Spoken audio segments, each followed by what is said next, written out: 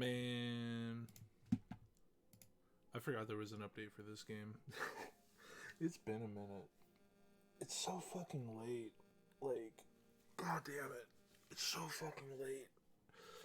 But, like, I don't know. Like, I've been wanting to stream. I've just been, like, fucking lazy as shit.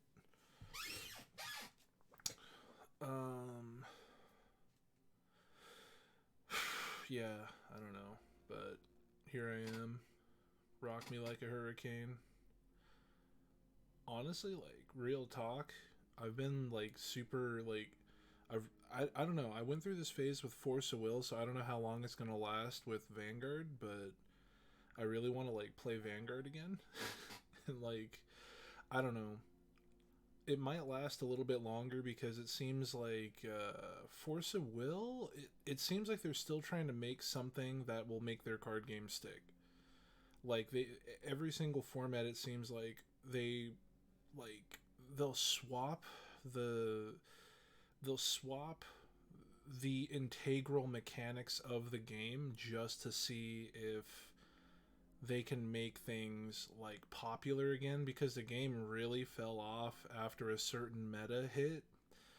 um Honestly, in my opinion, from what I saw, it was a specific card coming to the meta that really, it it killed enthusiasm for the game. Like, a lot of people started to fall off after this card, at least in my local area.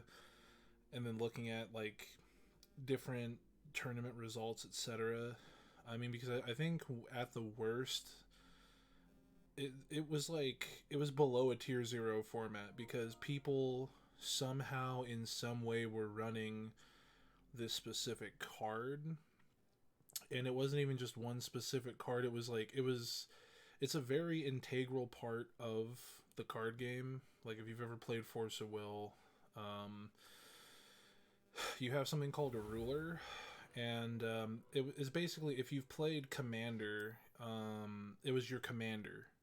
It was always there. You always had access to it. And there was a very specific one that people would use. It was called Reflect and Refrain. And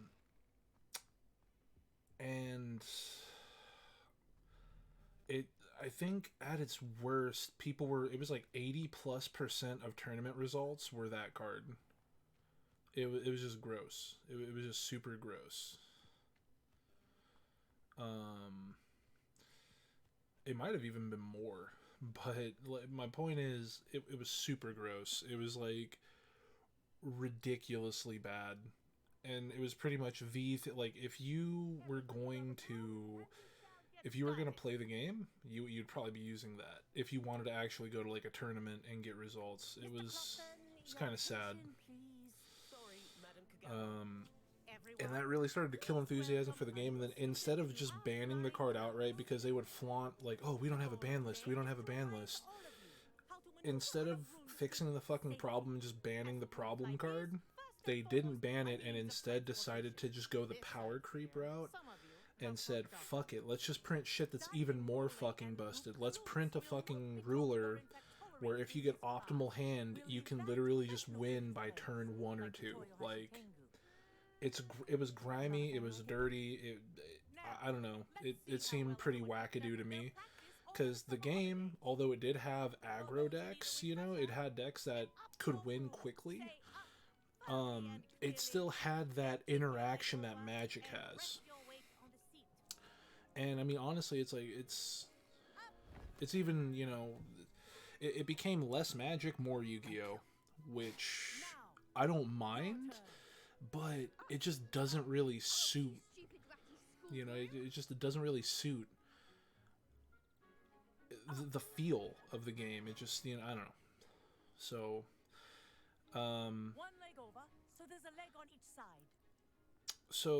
I think the game, it ended up being sold to, like, a Chinese company, and then they're still continuing it today.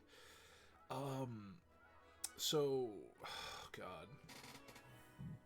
So for me, at least, I skipped a few formats, and then there was a set where basically, okay, so you would have one ruler, right? Um, and you know that's all fine and good. You know, all one ruler, okay, cool. Um, they want like they tried doing like a two ruler format where you could have a second ruler, which was very neat. Then they started printing more ridiculously broken shit for that format. Then, after that format was over, which I thought was actually pretty cool, I thought it was pretty neat to have multiple rulers and stuff.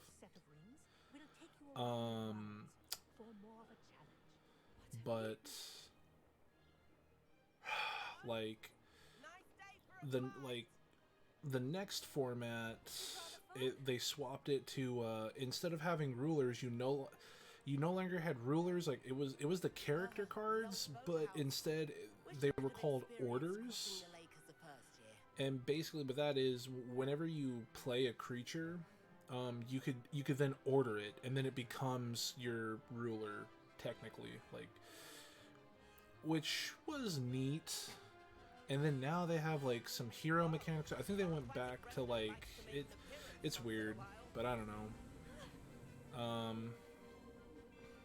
And yeah, I mean, it's hard because like we actually had a really solid community. We'd have 10 plus players show up, which, I mean, for a game that isn't Yu-Gi-Oh, Magic, or Pokemon, in my opinion, is actually really good. But yeah, I don't know. But before I started playing Force of Will, I actually played a card game called Vanguard. Force of Will actually ended up replacing Vanguard for me, because like a lot of a lot of the people I used to play with kind of just like fell out of it or moved away. So the scene kind of died. But I mean, I kept all my stuff. Like, I never sell anything. I never sell any cards. I very seldomly trade too, because I'm just like, I usually just like buy the stuff that I need. So if I buy the stuff that I need, I don't really want anything from other people. It's always just kind of like a vague, like, I mean, that's kind of neat, I guess, or oh, but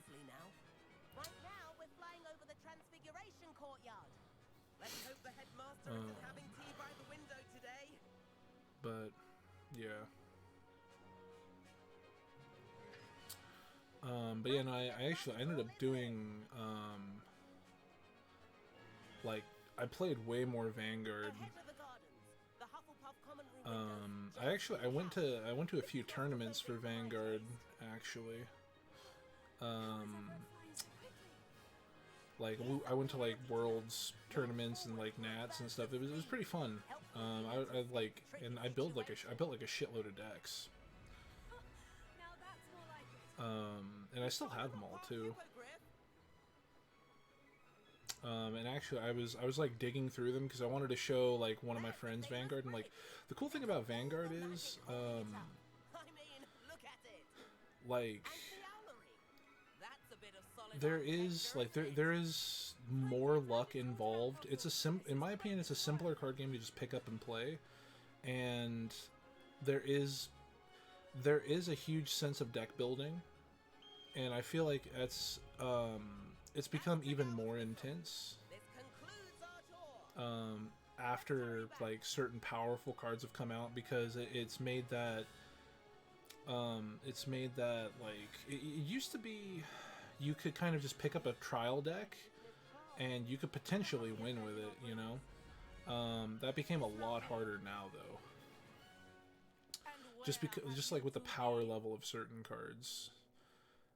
Although, I mean, it is still possible because there are things in the game called triggers, and whenever your main card attacks, you do what's called a drive check, and you check the top card of the deck, and if it's a trigger, you get like you get bonus power. So, like potentially, like you could go from so you can take up to 6 damage, and you receive damage from your main card being hit. and you can choose to block attacks or you can choose to take attacks. That was some rather good flying. And potentially, like if you're on grade 3, which is kind of like where you want to be, where you want to end out, that's kind of where your boss cards are. Sorry about that business with Kagawa. You have a twin drive, so you get 2 drive checks. So potentially you could hit 2 crit triggers, and you know, you could take someone from halfway dead to just totally dead in one hit. You know, like shit like that happens. He's Kagawa's favorite. I could show But a thing or two if I had my own broom. yeah, I mean that's also kind of where it comes in, like game knowledge and If you can, you should. you know, just kind of Wish I could. how you build your deck and whatnot. But I mean, you know, there are times where you could just like completely whiff and just draw garbage, just like any card game, you know. But kind of felt like that was pretty neat though. I've always really liked Vanguard, so I was kind of just, I've been going through my decks. I don't know, maybe I'll update my social media junk. I mean, I usually hate doing that, but illicit spell practice. Meet me outside the Defense Against the Dark Arts classroom. I know a discreet place near there. Good day to you. I require assistance with a delivery and thought you might be interested. Please visit me at J. Pippin's Potions if you'd like to earn a few coins. I mean, how many coins do we even have? 4K. Got 21 gear slots filled out, huh? Well, I want to learn Confringo. Meet Professor Weasley. Oh, this is for our room of requirements. We should probably do that actually, just to, you know, just to actually get it.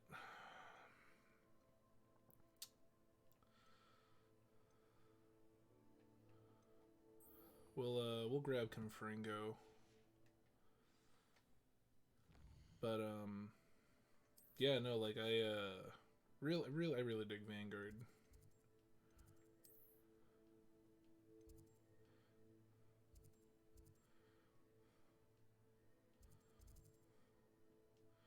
It's the classroom. Whatever, we'll just go there.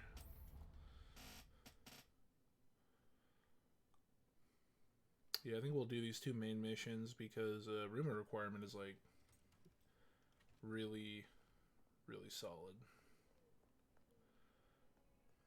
But yes, I mean, I don't know, maybe I'll like take some pictures and upload some pictures to like my Instagram and stuff about, you know, because I was like literally my deck is such a fucking, oh god, I see that they still have that.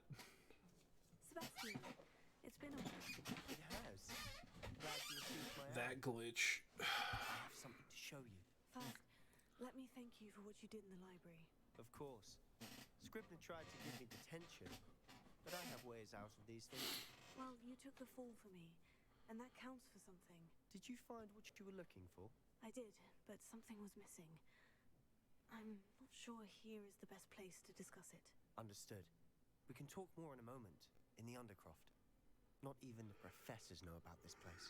I think on my Hufflepuff playthrough, This way. I'll just straight up fucking drop the ball, just like spill my beans to everybody. It's like, oh yeah, dude, apparently I've specialized and fucking can see things. But yeah, no, I dug out like a bunch of my old decks for Vanguard, and like fuck, like I still want to build more too. Like this is my problem in Vanguard. Like the decks did like so many cool things. How did you find this place? My friend, Ominous Gaunt. He named it the Undercroft. We used to play gobstones here all the time. With my sister, Anne. She loved that infernal game. What I wouldn't give to lose to her again. I should tell you, I swore to Ominous I would safeguard this place. So please, keep this between us. He never confides in anyone. But he's trusted me since the day we met. I wouldn't want to jeopardize that. But I mean, he was We cool used with me to though. sneak in here almost daily. We've never been caught. All right, I know let's Ominous. learn Met that him in our Confrito. hall. I've noticed he uses his wand to navigate the castle. He does. No idea how, though. Ominous was born blind, and no spell could reverse it. His wand seems almost sentient. Not surprising, I suppose. Ollivander always says, the wand chooses the wizard. Is that how he found this place? No, someone in his family knew about it. The Gaunts are full of secrets. I've never heard anyone else speak of it, and I've certainly never seen anyone else here. Again, mention this to no one, especially Ominous. He has no love lost for his family or their secrets, but this place is special to him. For Of shizzle. course. Ominous spoke to me about his family when we first met. To say that he has no love lost for them is an understatement. Glad you understand. Anyway, the Confrito. Undercroft has been a perfect place to sneak off to, Confritos. away from prying eyes, and even practice otherwise forbidden spells. Really? Like Give what? me the Like the blasting Fritos. curse. Professors say it's not an appropriate spell to teach students. Well, professors are lame. A proper magical education ought to include all magic. Yeah. My thoughts exactly. A spell like Confringo is only truly dangerous in untrained hands. Such spells should be properly taught, not banned. Yeah. To be fair, I'm admittedly partial to more fiery forms of magic, but you should learn it. I can teach it to you safely here. I want to learn the killing curse. It may take a while to get the feel for it. Mimic my wand movement. The incantation is Confringo. Very well.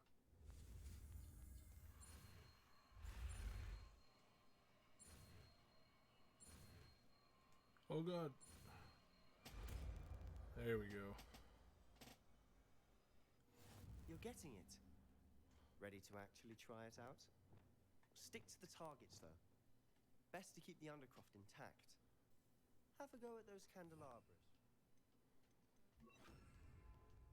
Both have their uses. I think you'll find the Oh, whoops. Confringo card. Where are you at? There it is. Oh, nice work. How's it feel? It's a tad hot.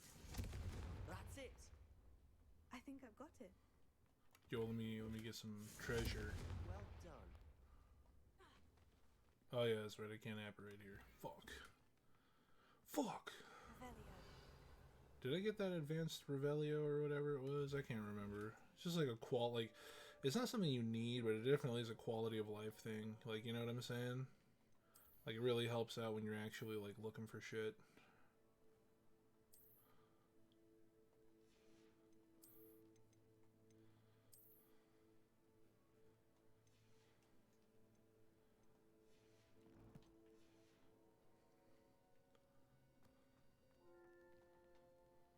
I have to say, I enjoyed that.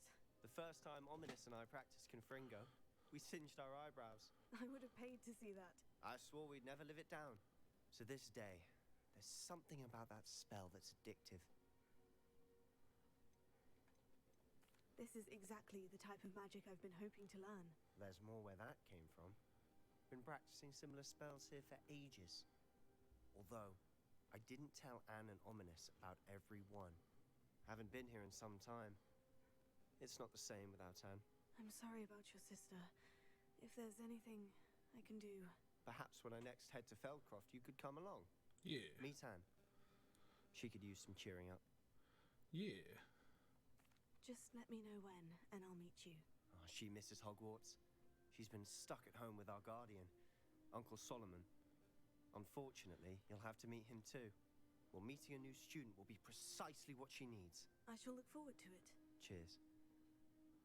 By the way, what was it you couldn't discuss out in the hall earlier? I'm not sure where to start. You said something was missing from what you found in the library. Might it have something to do with Victor Rookwood? He didn't mistake you for someone else at all in Hogsmeade, did he? Nothing gets past you. I'll tell you what I can. Rookwood and Ranrock are trying to recover something they think I took from a vault in Gringotts. Gringotts? When were you there? Professor Fig and I wound up there after the dragon attack. There was this port key. A port key? To Gringotts? Well, it's all a bit convoluted. I'm Only a little listening. bit. The book I found in the restricted section was missing some pages. That's about it. Pity. Didn't think you'd disappoint me with so vague an answer. I suppose with both Rookwood and Ranrock after you, a bit more time practicing the blasting curse is in order. Spend as much time here as you'd like. And remember, keep this place between us. When I head to Feldcroft, I'll send you an owl. For shizzle, my nizzle.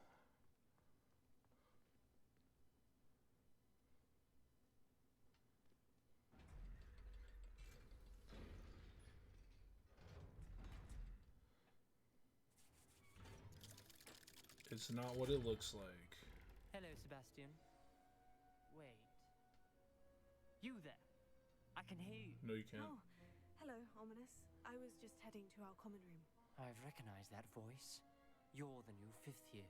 Did you just come from the Undercroft? How did you get in there? That room's called the Undercroft.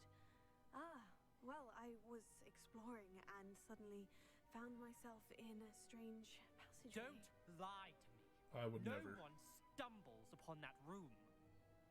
Sebastian told you, didn't he? I don't know what we're talking breathe about. a word about this place to anyone, and not even your precious Professor Fig will be able to help you. Yo, it's fucked My up, dog. father is friends with the headmaster. I am not afraid to exploit that connection if I need to. It's fucked up, kind of a bitch move, dude. You needn't threaten me. I'm not going to say anything about your Undercroft. And Sebastian is a good friend. You shouldn't immediately assume the worst of him. I don't need you to tell me about my oldest friend. Thank you very much. Ominous, I just meant... I know what you meant. Sebastian gets himself in enough trouble. He doesn't need your help. I didn't do shit. Sebastian is going to get an earful about this. Yeah, I know, I did right now, asshole. Man, the fuck did I do? I didn't do nothing, bro. God. Precious broom ass. Oh yeah, because we don't actually have one yet. We can go buy a cheap one, I guess.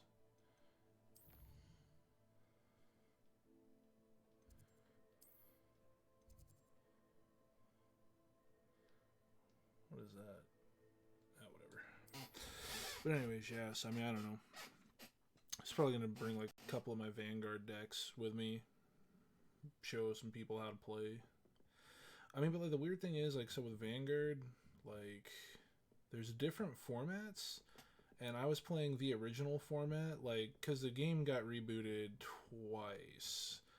Which doesn't sound good, but... I mean, I don't know, whatever.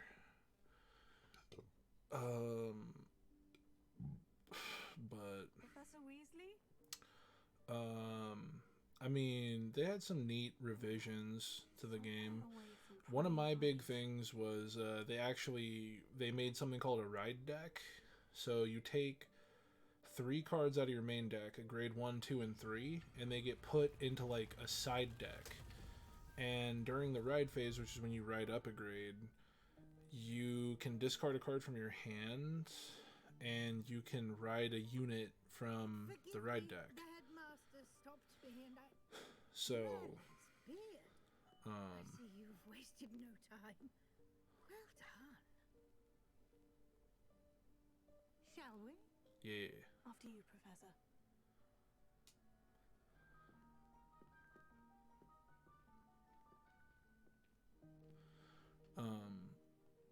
So it's like one of the big things in Vanguard was like you get something called like grade locked, and if that happened, I mean there was a very low likelihood of you actually winning the What is game, this place? even if it was like 1 or 2 turns. Like you'd be so far behind in card advantage and just board presence that it would. I mean, it's hard to say board presence, but it would be so much easier to like aggress on you if you if you got grade locked.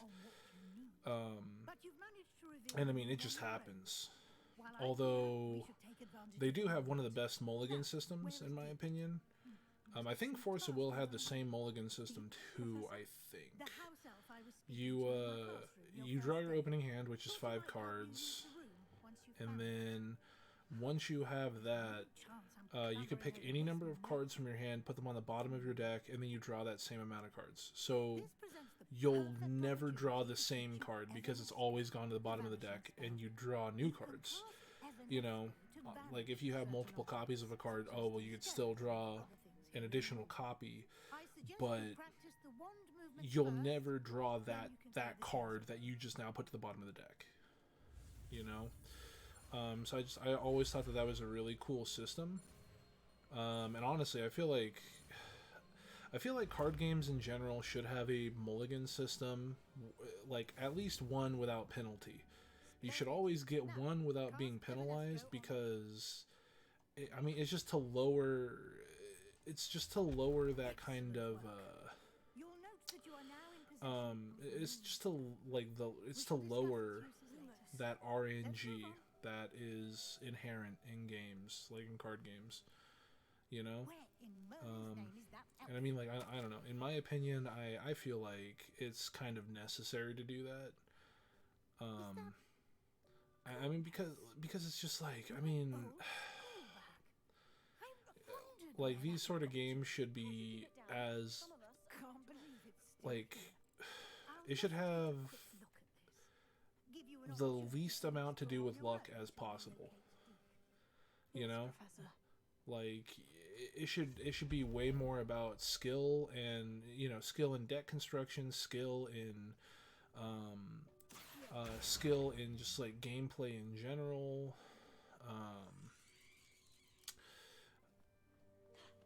Like, I don't know. That's just how I see it. You know, it should be way more about, you know, how you've constructed the deck and,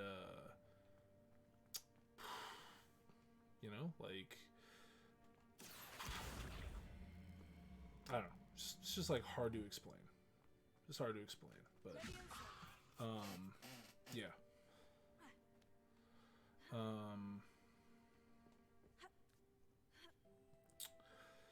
But yeah, no, there's like a few decks that oh god damn it, my fucking gear slots are full. That sucks. Oh, we can.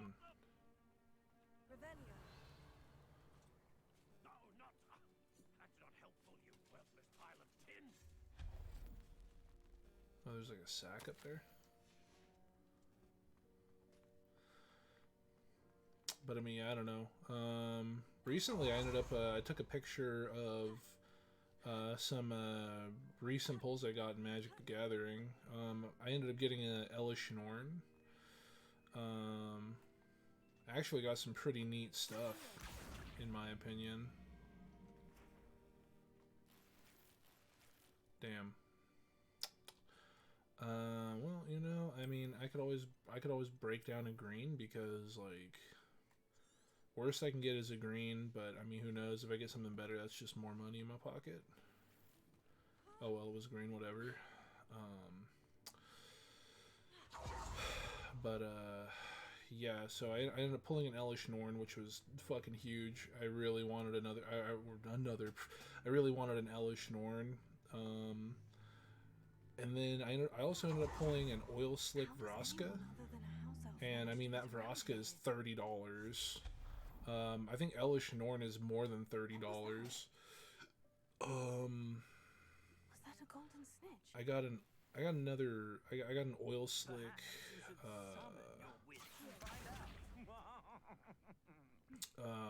I got an Oil Slick Staff of Completion, which I already had a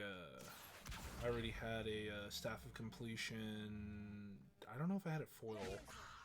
I might have had it foil. I can't remember. Damn. Okay, hold on. How do you? I never figured out how to get over this. I don't think that's the way they want me to get over this. Do they want me to like pull it? I think they might want me to pull it this way, actually.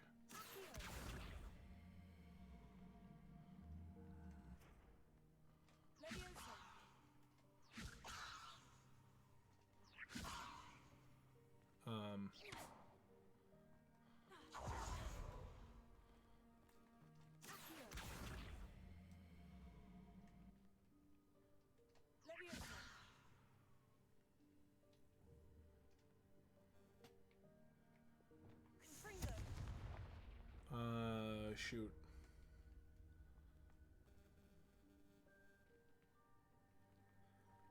I mean, I thought Levioso wears off pretty quick, but it is most definitely going. I mean, they probably want me to pull this thing through here, maybe?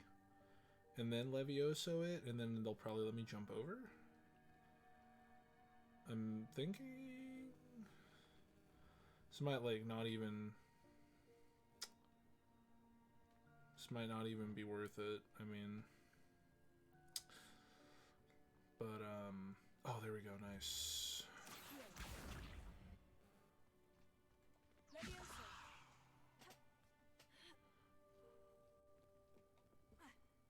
What?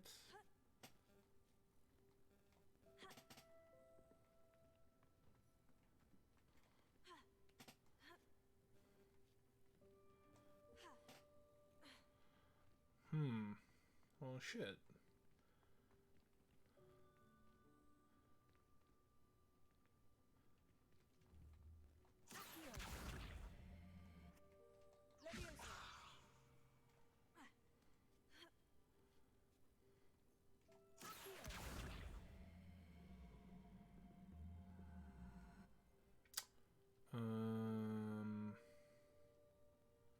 Yeah, I mean, like, I don't know what else they really...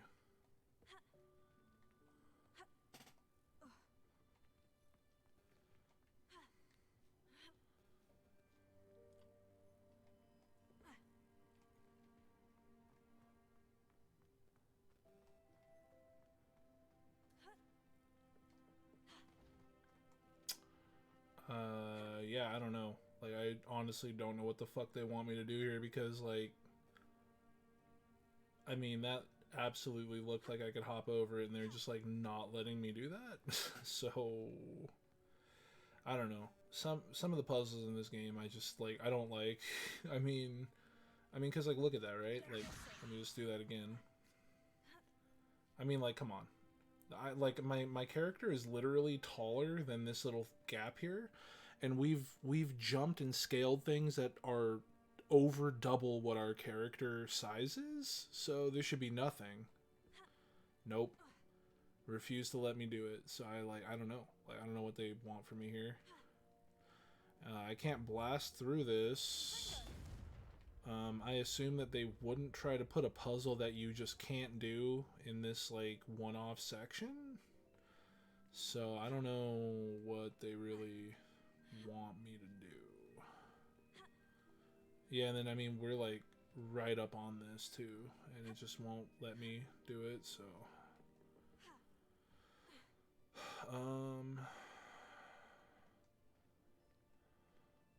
I don't know. Can I Accio the chip?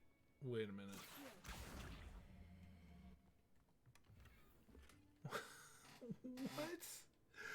What?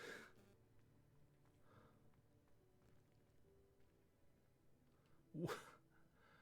Oh my god. Are you for real, dude? That is not Kino. Whatever. Okay, well.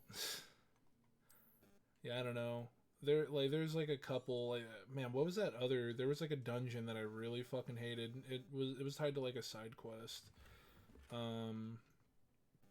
But yeah, no, I really hated that dungeon because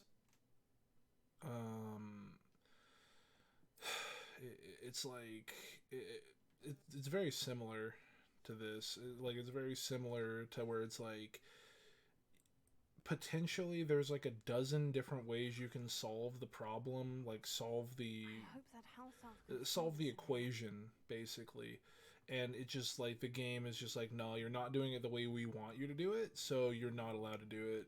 And I'm just like, I'm not the biggest fan of that. It's kind of annoying to me, but you know. So anyways, yeah, I don't know, back to talking about card games. And they actually ended up making a Nintendo Switch game and Steam game for Vanguard.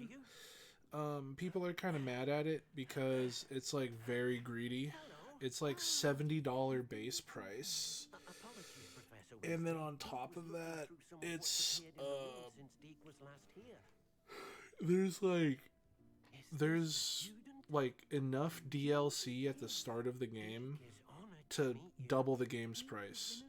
So there's $70 like in DLC and like season pass crap. And honestly, I don't know how I feel about it either. It's kind of scammy to do that. Although personally, I don't mind paying for them to update the game.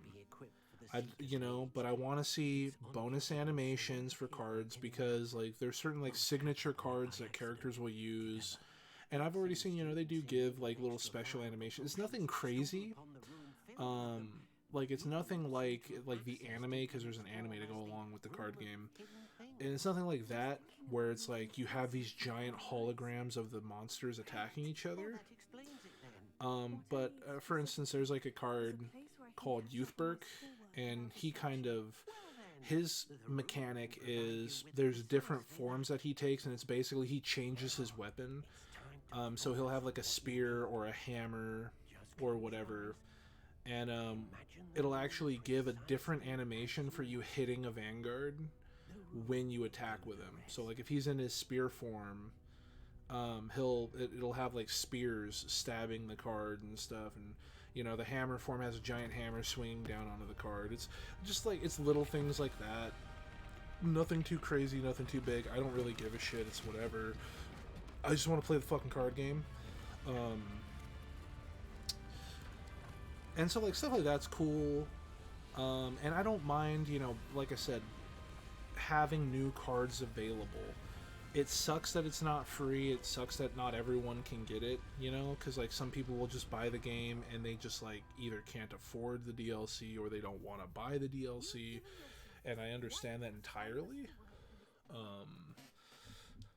But I mean, yeah, like I was saying the same thing for the Yu-Gi-Oh game, although that's never going to happen because Master Duel is a thing now, so there's like no point. The room has provided you with a desk of description. Excellent. It can identify unfamiliar items of clothing. Yeah, I mean, I don't know, as much as I would like it, because I don't really like the whole freemium thing. I'd rather be able to just play the game and get the cards myself. You know what I'm saying? Like, I'd rather just like duel opponents and get random cards and get currency to build my cards. I mean, that's just me, but yeah, it's just how I feel. So it really sucks that we're just not gonna get, You'll find plenty of anything like that. need to be identified. We're just like not gonna The get. desk will be an invaluable resource. We're just like not gonna get an update to that Yu-Gi-Oh game, because I mean Master Duel is a thing, so there's no point when they could make way more money off of Master Duel.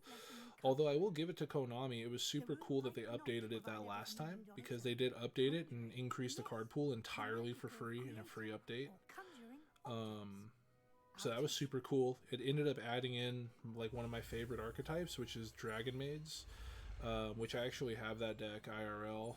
That's kind of what got me back into Yu-Gi-Oh, because like I really enjoyed the Dragon Maid anime, Kobayashi's Dragon Maids. And it was themed off of that. So, it's a really neat archetype. I really like the Dragon Maids. Sucks that Konami kind of forgot about them, because like we got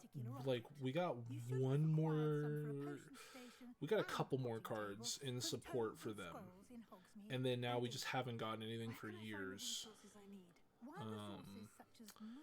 So I mean, that sucks, but it's whatever. What really sucks is the two cards that are like 3 of staples in the deck did not get added to the game. And then on top of that, we never got Access Code Talker. Kind of happy we never got Dragoon, because Dragoon is a cancerous card in my opinion. I'm not even saying like Dragoon was an impossible card to get over. It was just a very unbalanced, poorly thought out card that's just way too easy to get out. And I've never been a fan of a card that can make a shit deck good, and then just make those top tier good decks just even better for no fucking reason. I've always thought that was kind of just bad card design. Like, I don't know. I think it's, I mean, because like it sounds weird saying it like that, but I mean, you know, whatever.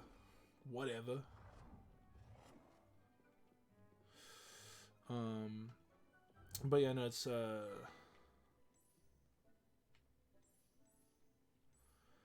mean, because like to me it was how to put it.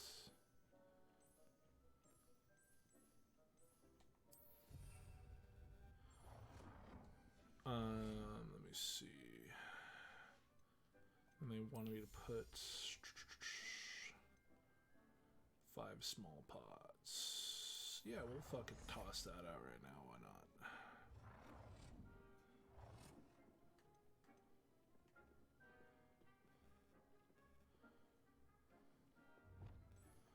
Well done. You can use these whenever you need to brew potions or grow plants. Presuming, of course, you've collected any seeds or potion ingredients you need. Oh, we didn't buy the hopping pot because it was too expensive. That's right. Fuck. Let me see. Desk of description. Yeah, there we go. We need 3 of these, like, immediately. These things are just, like, too good. They're too good to not have, bro.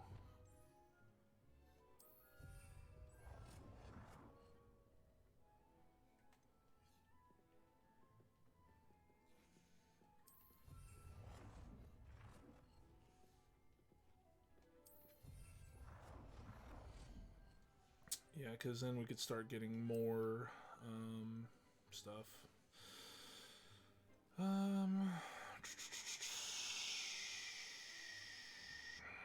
Deke will be here to answer any questions you may I have. thought we got hopping Do not pots. It's unfortunate. underestimate his insights. I will be sure to speak with Deke if I need anything.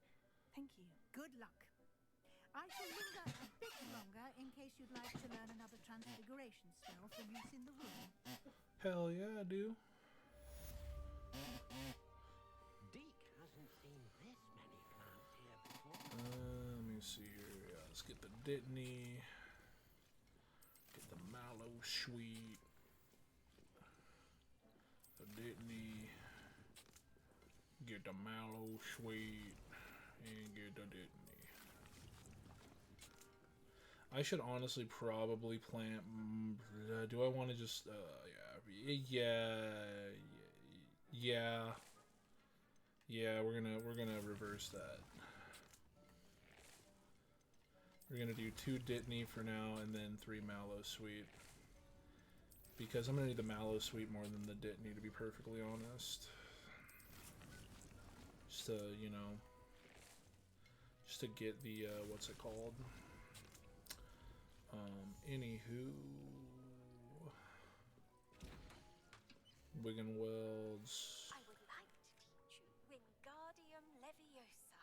It can be used to levitate objects for a short time. Once you've completed a few prerequisite tasks, I mean, I don't know, whatever. We'll brew one of these, I guess. Didn't even need that, to be honest. I'm ready for the next lesson, Professor. Very well. First, you'll need to gather some moonstone. Okay. You can acquire it by vanishing items here in the Room of Requirement, or you can gather it carefully outside of the Hogwarts grounds. Carefully. Return to Fuck me once that. you've gathered enough, and we It's shall fucking begin the lame. lesson. Carefully, my ass. I have the moonstone you requested, Professor. Good. Then we may begin your lesson. You can conjure more than potions and herbology tables. Conjuration can be used to Can I conjure a skooma your table? liking. What about a Try skooma it pipe? on the walls and floor.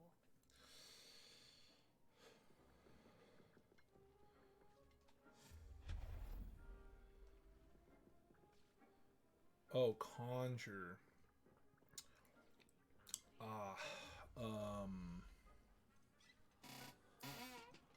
Or you know what? We could throw some banners up, I guess.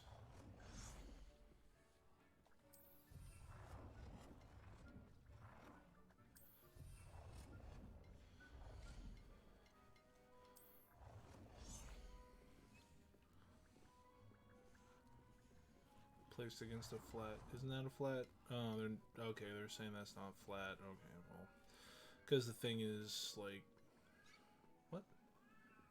That is absolutely flat, my guy. I don't know. Let me go back and check. Oh, okay. There we go.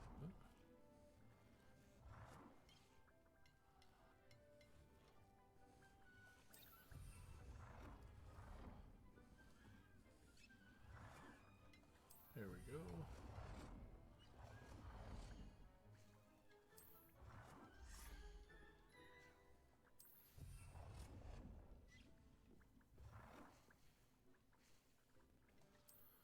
Okay. And then, I mean, we'll, pop these, I guess.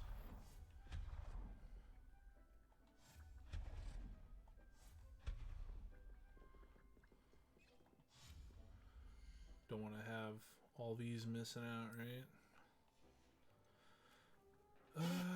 Oh god, what section? Was it the mounting? Wall hangings? Yeah, it was wall hangings, okay.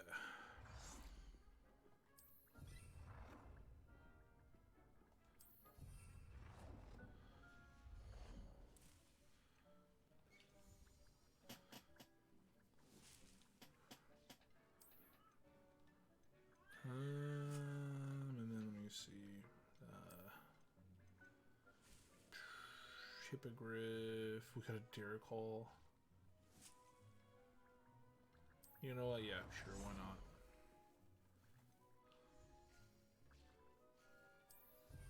Boom. And then, you see, I don't know what chair looks comfy.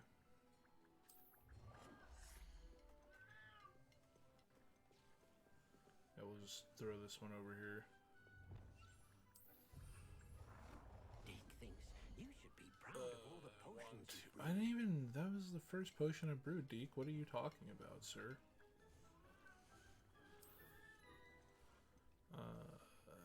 Sure, we can throw down a fucking telescope. Could throw one of those down. That was like 3. I don't know, what if I want to read a book? We could throw this over here. Boom, that's like 4. Tables, that one would be under furniture. Didn't I get the... Wait, what's seasonal decorations? What the fuck?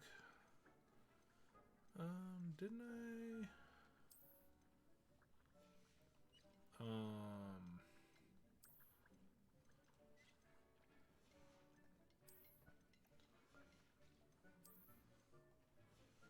I swear there was... I got a... Wasn't there a thing? I swear I got a thing. Oh wait, hey, there's like drop down tabs, isn't there? What? I thought there were drop down tabs. What the fuck? He cannot believe how many beasts you have here. Whatever, I'll throw a carpet on the ground, I guess.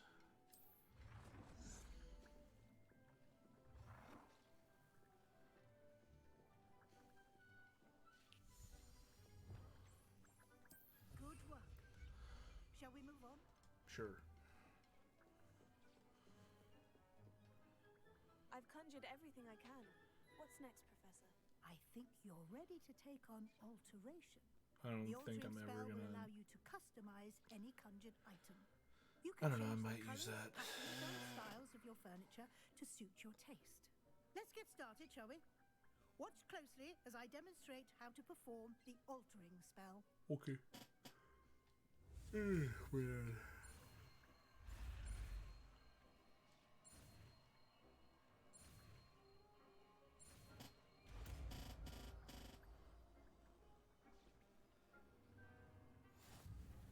Just aim your wand and perform the altering spell.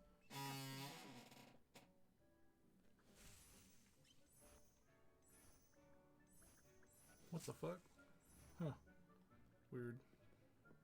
But, no, I wanted the Derrickle statue. Fucking big. Big statue. Let me move it a little closer. There we go. Big Derek Cole statue. Alter the style. Didn't I just do that?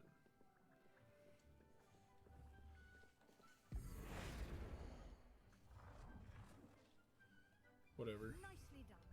Now you're ready for something a little more advanced. You can use the altering spell directly on the room's architecture. Okay. Try these new designs on the floor or balcony. Try aiming at the floor or at that balcony. Oh, that's neat. It's pretty baller. I actually do really like that. Your space might benefit from a bit of ambiance, don't you think? Yeah, dude. Would you mind? Nighttime. Of course, Professor Weasley. Nighttime. Professor Weasley sure did. Professor Weasley said I should ask you about changing the room's ambiance. Of course. What sort of overall look most appeals to you? Dark and mysterious. I'd like the room to feel mysterious and eerie, as if I'm in the Forbidden Forest, surrounded by shadows. Oh, sounds perfect.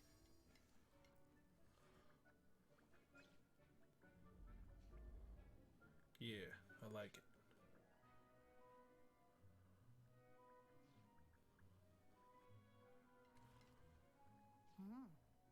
Quite a difference. Of course, you needn't keep this style if you don't like it. You can always ask Deke to change it back. Now you have learned a good bit about alteration. Thank you, Professor. The room is full of possibilities. Indeed. Oh man, you know, I had a few packs of Brothers War. Like, I had a couple of just regular draft packs. Cracked those open. I ended up pulling like a $6 schematic Altar of Dementia. It's pretty neat too, because I've been saying for the longest time I need like a sack outlet for my decks. And I mean, that's a sack outlet, and it could potentially be a win con. I mean, if anything, it could really help me out in what's it called? In my Goshen tie deck. Because I could like sack off certain enchantments and just bring them back. An even bigger space. How did that happen? The room equips itself to your needs. It must have sensed that you needed more space to practice spellcasting. If you'd like to customize the space further, you can use these spellcrafts. You'll find more of them both inside and outside the school. Thank you, Professor. I shall keep an eye out. Good. I don't even know what else that I This need. is your space now. Use it wisely. Should probably buy a broom. It's no herbology, Professor, but some plants here seem to be ready to harvest. Hell yeah. And give me the moonstones. Oh. Dick thinks Weird. I thought there was only 3 there for a second. I was like, what? What happened to the rest of my plants? cannot believe how many things Alright, dope. Alright, cool.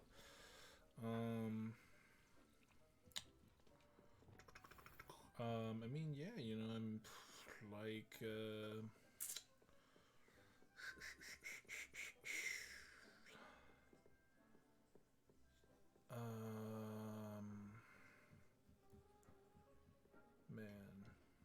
Okay, we need to go sell some crap, and then should probably pick up a broom as well, so that I can start flying around, doing my thing.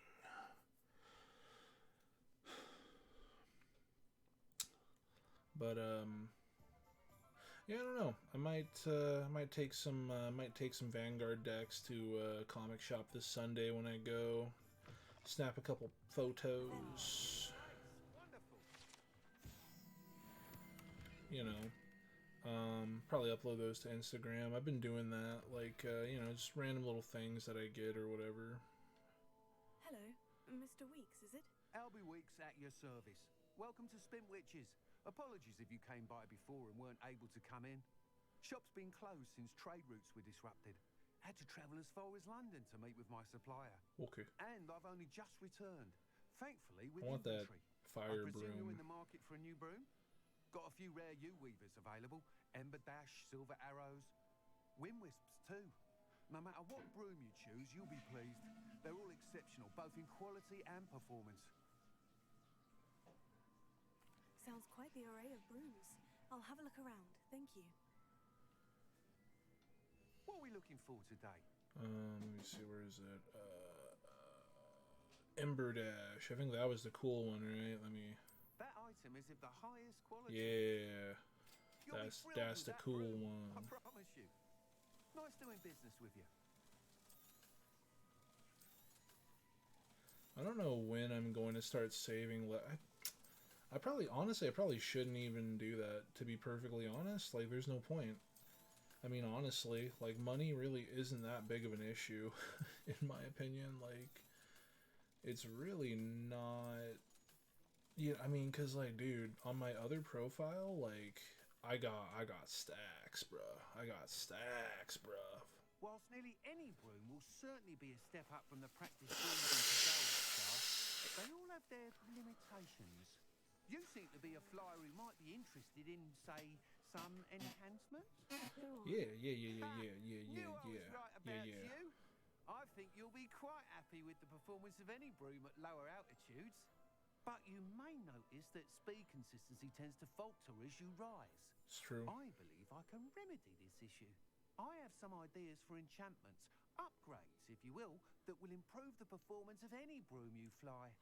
Dope. What I need is someone to conduct a broom flight and report back to me so I can perfect the upgrades. As it happens, another Hogwarts student, Imelda Reyes, is using abandoned broom courses for time trials. Clever girl. An ideal situation for collecting flight statistics. If you were to compete for the best time and succeed, then report back to me with how your broom behaved, I could complete work on my first upgrade. What say? That Okay. sounds intriguing. I'll see what I can do. Thank you. It'll be worth your while. If I'm right, the new upgrade ought to enhance brooms in every regard. And I can give you a special prize. The time trial should be a bit of fun too. Go to the Quidditch pitch and Imelda Reyes will sort you out. Okay.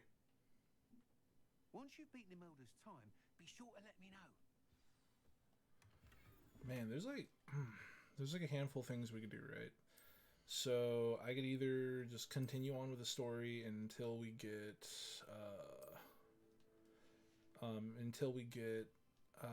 Alohomora, so we could start lockpicking stuff, and then we can get that maxed out. Or, I mean, we could start doing, you know, the little side things, get more inventory slots, get the whole I 9. can't help but admire Mr. Weeks' enthusiasm. Yeah, I don't know. Thanks for stopping by. Hope to see you again. Like I said, there's just like, you know, there's a handful of things we could do. Revelio.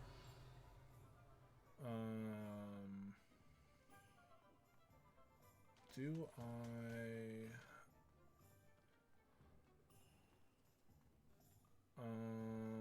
I'm thinking like what else do I need to buy? I mean, hopping pots would be pretty neat just to, you know, have little things or whatever, right? Like I don't really want to do too many side quests because I could always save those for after when I get like my cool spells, like my forbidden curse or my unforgivable curses. I could buy more stuff to plant, but then like what would be the point in me doing that? Like, do I need any ingredients for anything? I'm not too sure. I think it's mainly for potion crafting, right? I was wondering when I'd see you again. Let's look at what we have, shall we?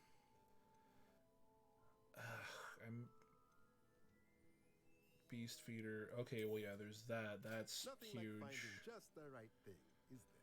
Honestly, I don't think I should really buy anything else. I mean, dung composters are just kind of there. Chopping station will just give me I mean, if anything, I guess I could buy... I guess I'll buy these two things. Just the right thing, is there? I mean, like, I guess I could buy a dung composter. And I mean, mainly I'm only buying these things because, like, I mean, the chopping station will give me random, like, flower stuff. What was the other thing I bought? Oh yeah, the beast feeder is, like, huge. And I mean, I just kind of wasted money on the toy box because it's super not necessary, but whatever. I mean, yeah, whatever. I'll buy the dung composter because, I mean, I could just go around and zap some fools, which is probably what I was going to do. Yeah,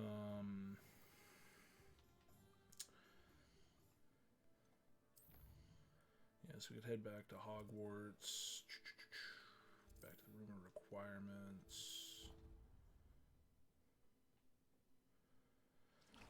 We'll go ahead and... Deke cannot believe how many beasts you have here. How many beasts? What are you, Deke? What are you talking about? I don't even have the thing unlocked yet, Deke. You madman. You absolute mad lad. Let me see. Dung composters are 10 a pop. These are 20 a pop, you say. I mean, like I said, the dung composters aren't really that big of a deal. I mean, because like it really just, it gives me more, right? Like, it gives me more, what's it called? But, you know,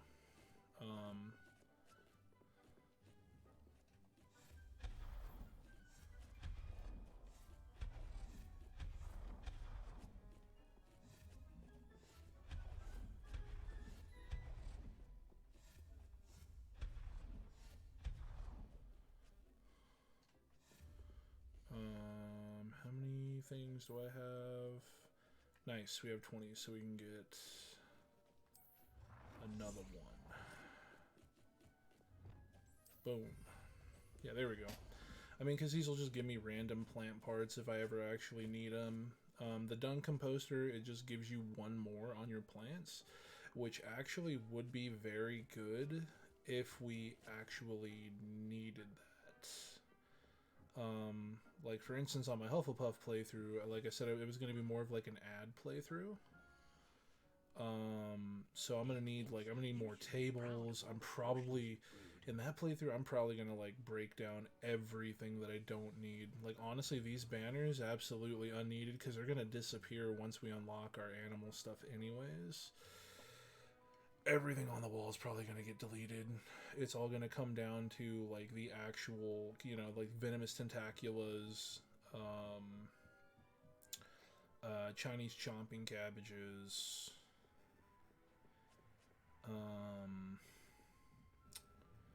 because like I really wanted to try to mess with that just to see how it goes.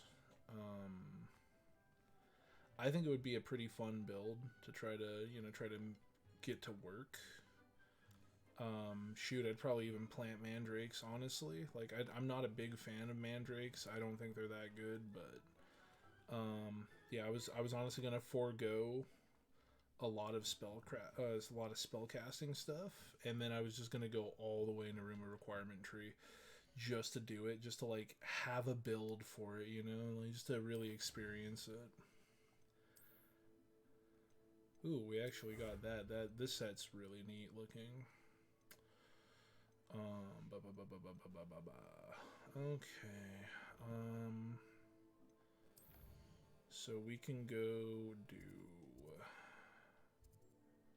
this.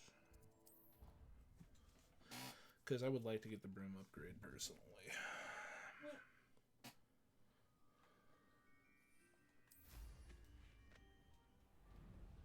Whee!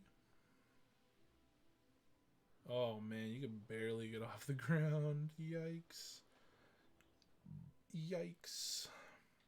If it isn't Slytherin's newest broom talent. Yeah, third. Hello, Melda. Albie Weeks sent me. Did he now? Still tinkering with his broom upgrade, no doubt. Yes. I tried to help him once. He nitpicked my flying technique, and that was the end of that. The nerve. Why is he roping you into his broom testing silliness? You've barely started flying from what I know. Because I smoke skooma. Showing off in flying class with Clopton. Smoke skooma, get bitches. Seems someone's jealous of my skills on a broom. Me? Slytherin Quidditch captain. Jealous of you? Damn right. Everyone knows that class is only for beginners, troublemakers, and bumbling baboons. But for some reason, now people think you're competition. Ugh, I can't be having that. Perhaps I am competition. You can't be what passes for Slytherin these days. Ragged old hat's dropping its standards. Enough of this. only one way to find out who's the better flyer. I hold one of the fastest times on this course. Let's see if you can beat it. Easy peasy, Slytherin dude. versus Slytherin. Easy peasy. Actually, why not? I can beat your record. I'm Yeah. so looking forward to seeing you lose. I'm gonna beat your smelly record, you smelly willy.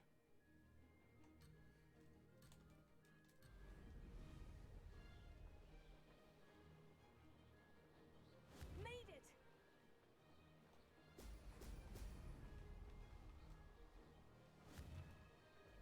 Oh god.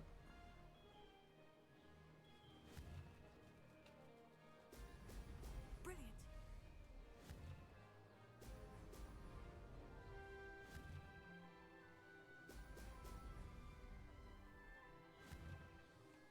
Oh god. Turn too much.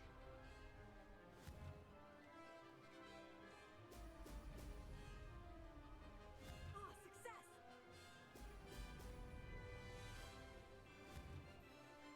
Oh yeah, we got this.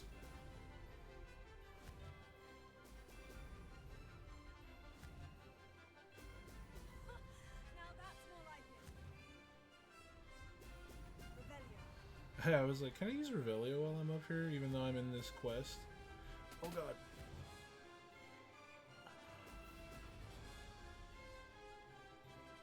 Did it! Oh god.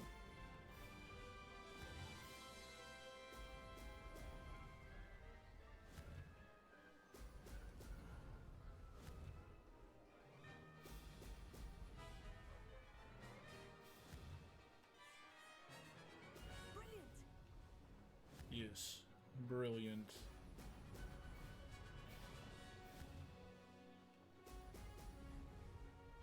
Nice. Hell yeah. We did it, Reddit.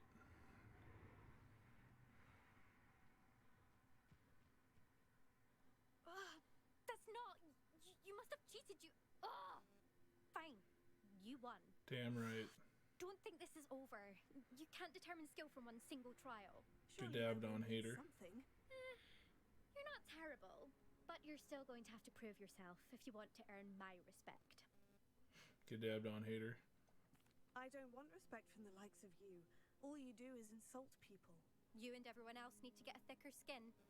Anyway, I'm moving on to the next course. It's near Irondale and offers a much tougher challenge. Get dabbed on, You can hater. try to prepare by racing this course again. Just check in at the podium, where the leaderboard is. You can check your time and start the race. We'll see next time if your win here was more than just a fluke. Whilst on an errand for Albie Weeks. Get dabbed on, hater. Fucking hater, dude. Chugging that haterade.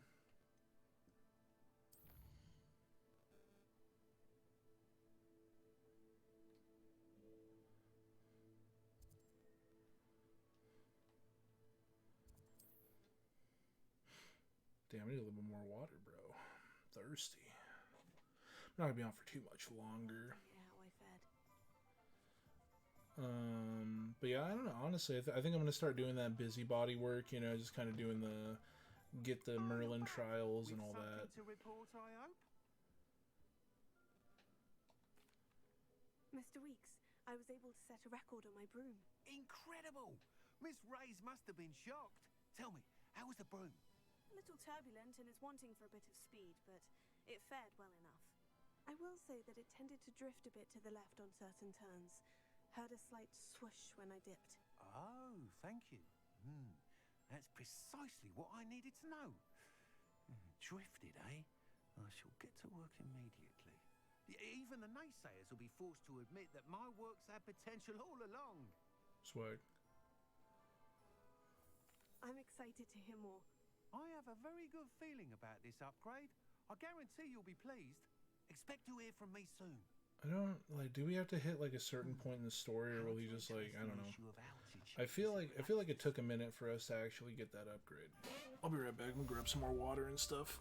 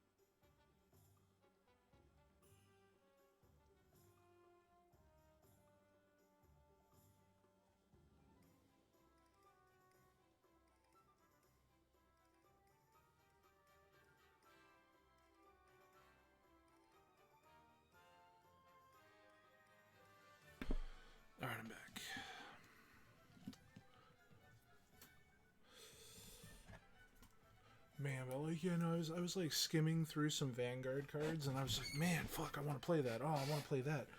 That was like one of my big problems in Vanguard. I don't think I've really found that problem in Magic. It's like usually just very specific. Like there's like a couple things where like I want to play Eldrazi, I want to play Slivers. Everyone fucking hates me now. I can't play my favorite fucking decks because everyone's a fucking crybaby. But like,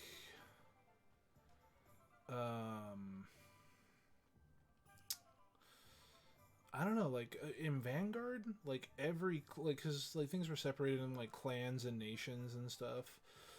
Like every clan and every nation had something where I'm just like, oh, that's cool. Oh, that's cool. Oh, that's cool. You know, I'm like, oh man, yeah, I want to use that. I want to play that. You know, I want to build that.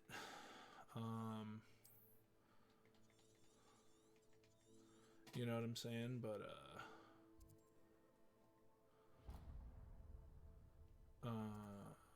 man, we don't have a fast travel to that. Sucks. But yeah, so I mean, it's like, bro, because like I built so many decks in Vanguard, like it's stupid. And then I have like multiple of the same like clan too. Like I have multiple of like, so technically it's like it's the same deck, but like with different boss monsters and stuff, right? Like I think I have like 3 or 4 Kagero decks, and I didn't even know some of the like I was looking through some of my decks, and I didn't even know they were as blinged out as they were. Like I remember specifically there was this card called like Perdition Dragon Vortex Dragonoot, and like I pulled the Generation Rare. Or wait, was it? Or no, it was the Legion Rare, because that was when Legion was like a new mechanic. Which actually Legion's pretty cool.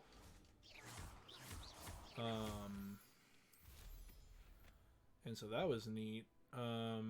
Plus it was Kagero, and Kagero is like my original clan. Like that was the one that I started with. I bought the like the OG Dragonic Overlord deck, because like given the choices, it was basically between Blaster Blade, which was like a paladin, and in fact the clan is called Royal Paladin, and or Kagero, which is like dragons, and I'm like, oh, dragons. I was like, oh yeah, dragons are fucking cool. And so I ended up, Kagero was like my original clan. This kind of leads into what I wanted to talk about anyways. Like early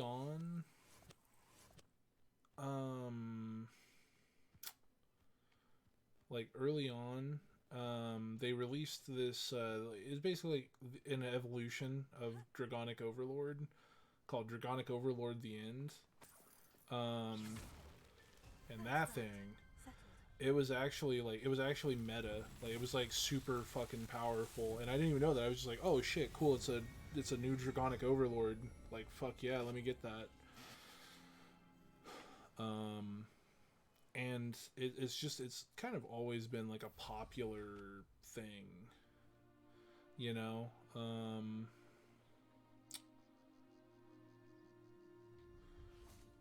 So man, like that was like my first like big deck. I was just like, oh yeah, we're gonna fucking play Dragonic Overlord The End. And as I was building it, I would just casually buy the packs that they were from, and I got super lucky. I pulled like 2 of them, and then I traded one from my friend because I was like, oh hell yeah, I wanna play this deck. So I traded him one, or I traded one from him because I needed it, and then his girlfriend ended up pulling another one like that same day, and I was like, oh shit. And but like she bought it, right? So it was like her card, and she's like, oh, you can have it. I was like, well, no, this is like a $40 card. Like, do you want money? Do you want, you want to play the card game? Do you want to look through my trade binder and trade for it? She's like, no, you can just have it. I'm like, look, let me know if you need anything, and like I will hook you up. Like, thank you. You just completed my fucking deck. And yeah, then she ended up like never playing Vanguard anyway, so but yeah, no, like fuck yeah, man. Fuck yeah. So I mean, you know, that was the thing. Could it be a Merlin trial? I don't even know which one it is. Oh, okay, it's one of those. Where are all the things? There are like 3 total. Yeah, there we go. Nice.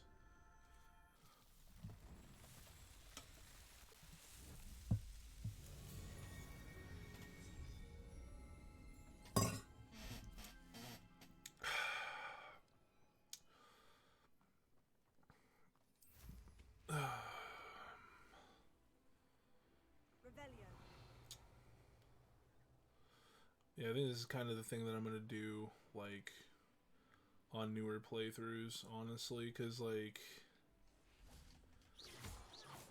man, you know, like, just the, you know, just, like, having, you know, just having inventory space and etc. kind of big. Probably pop these balloons too, because I do really like the last balloon or the last broom you get. Last broom you get's pretty neat.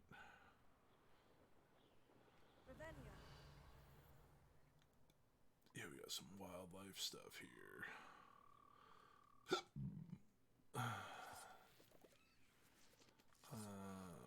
well, like, I don't know, we'll kind of like activate these, like, why not? Because they don't like disappear or anything, so it's whatever. Oh god, Doug Bog.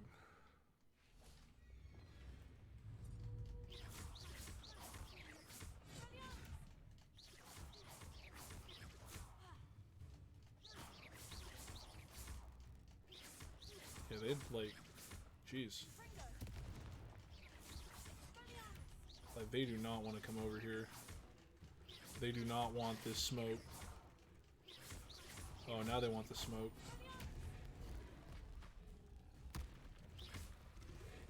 Oh god.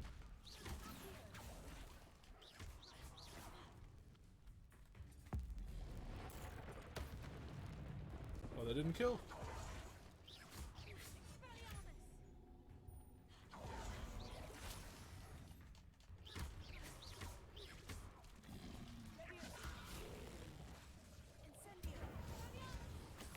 What?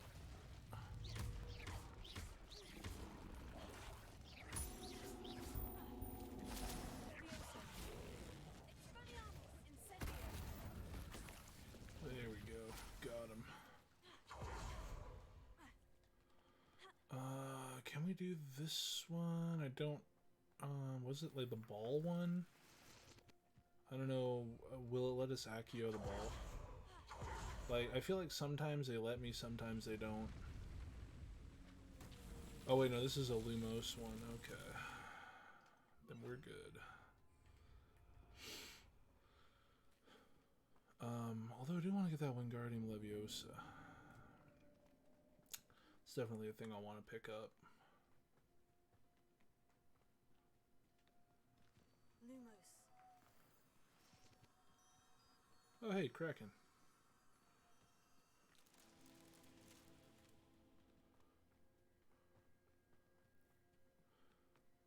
Oh yeah, but anyways, yeah, like I was talking about, like that Dragonic Overlord card, right? I ended up looking, and since it's like, it's one of those popular, it was like a main character card from the anime, like one of the main characters used that deck, so it was always really popular. But they ended up like doing a bunch of retrains and a bunch of like new versions of the card, and I wanted to see if I could find them for cheap, because I wanted to pick up, and honestly, a lot of Vanguard cards are very cheap. As long as you're not trying to get like, this is why I've always really liked Vanguard. There's options to bling out your deck. Like, you could buy like $150 version of a card, or a lot of the time you could buy like a $15 version of the card. And Vanguard has just kind of always been like that, because in the packs there were things called SPs, and those were like a 1 per box, if that, type of deal. So, you know, you would have these higher rarity cards, and you can totally pull them, you could totally get them. But, I mean, you know, like, they were just rare. They were just, you know, harder to get. And you know, that's not to say that there weren't like $2 SPs, which you know really sucks, but you know, so they were like, it's what Yu-Gi-Oh does in Japan. They have the affordable version of the card, and then they have the bling option for the card, you know, and I love that. I think that's fucking fantastic. I mean, cause like dude, trust me, like I'm a bling enthusiast.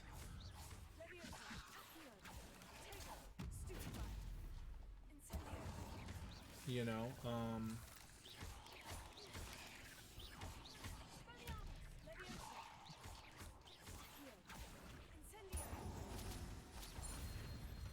but yeah, I mean, you know, it's like I'm a bling enthusiast, man. I really enjoy my bling. Um, but it's also nice to just be able to actually build the decks, see if you like it, and then you know, then potentially you can have that upgrade option. You know what I'm saying? And honestly, I was looking at, dude, like there's a few decks like um there was a there was a certain clan that came out later in the show called Link Joker. And they were like kind of the evil clan. Like they were like an invasion force that was like gonna destroy the world or whatever. You know, typical anime pro tag shit, or I should say antagonist shit. And that was like one of my favorite fucking decks. Like that deck, and then you know, coincidentally, I guess spoiler alert. That same character that used like Dragonic Overlord actually. Can I even do this one? Oh yeah, it's Levioso. Okay, yeah, we're good. That same character, actually, like was using that deck. He used the Link Joker deck because like he became evil during that season. I should investigate. And that, oh my god, that leads into like so many fucking cool, crazy fucking anime moment shit. So like, oh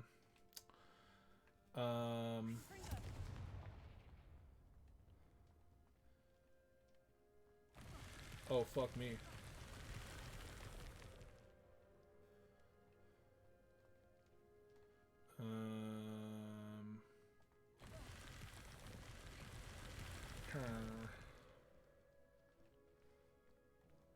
Okay, well, they just don't want me to fuck with this. So anyways, he ended up using that. Dude, oh my fucking god. So I built that deck too, right?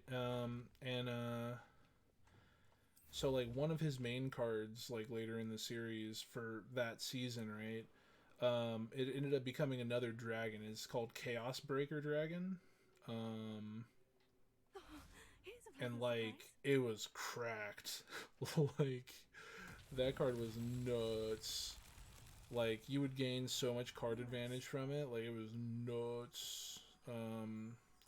I ended up looking through it. Like I picked that deck out, right? And I was like looking through it, and I'm like I looked through it, and I was like, I have 2 SPs, which you know those are like those special cards, right? That are, I don't know, they were like maybe 1 per box or some shit, like something like that. Like you really, I don't even think you would get an SP per box. It was just kind of like undecided. I don't know where they want me to take this thing. Was there one up here? Like I don't want to drag this one all the way down if there was like one up here. I think that's a whole other thing. Yeah, no, maybe they were all down here.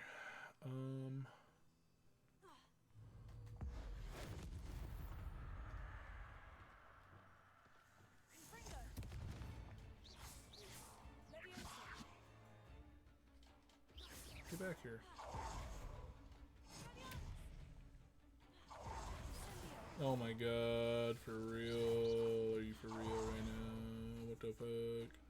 What the fuck? My god. Oh my god, are you for real? Are you for real? Oh my god, dude. What is this trash? Get out of here, dude. You cannot be cereal right now. Oh my god, this is fucking AIDS. Oh, you fucking bitch. Do that again. Do that again. I fucking dare you. Do that again. Do that again, bitch boy. Do that again. I fucking dare you. No, not that, you little bitch. Dig underground. Get fucked, idiot. Get fucked, you idiot. You can do that, by the way.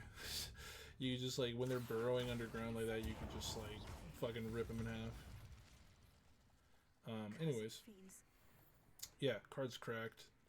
I ended up digging through that deck. I didn't even remember like what I had exactly. Turns out I had 2 SPs of that Chaos Breaker Drag. I don't even know how, because I distinctly remember that card being like over $100 when it was like back in its heyday, like the SP version of the card. Like, I remember that card being very fucking expensive. So I'm just like, how did I have 2 of these? But yeah, dope. I still have 2 of them. And I mean, I love that deck. I love the Link Joker deck in general, but like a lot of people hated it because like they didn't like the mechanic that got brought in with it. So like they could lock cards. So basically they flipped a card face down and it became an unusable zone, and the card was unusable for 1 turn. And so that ended up like becoming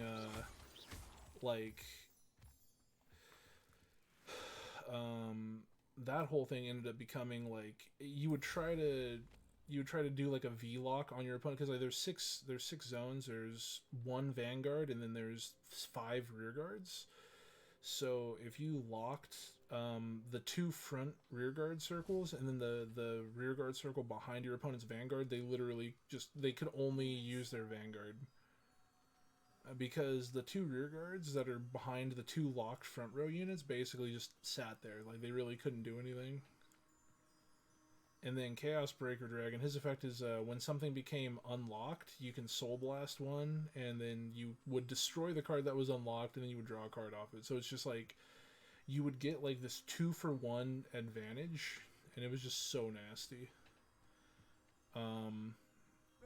You know, funny story about that, actually. I remember I was playing against a dude who was actually using a Dragonic Overlord the end deck, and I actually ended up losing that match, but I only lost because I decked myself out. It was so fucking funny, dude. Like, I drew so many cards, and we were able to just like it was such a like. It was great. Like, when you have those fights when it's like so evenly matched, like, you know, like it's just so evenly fucking matched, and it's just like, oh, it just hits different, dude. It's like you don't get that kind of shit from Yu-Gi-Oh. Like, you really don't get that kind of shit on average from a Yu-Gi-Oh game. I would even say you may not even get that kind of shit from a what's it called match either, from a Magic the Gathering match either.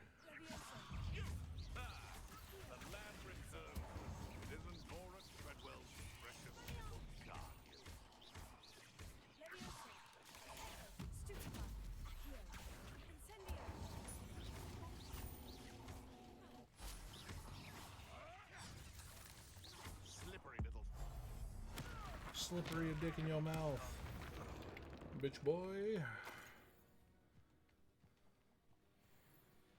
Sorry, bro, I can't unlock you. I don't have the proper authority for that.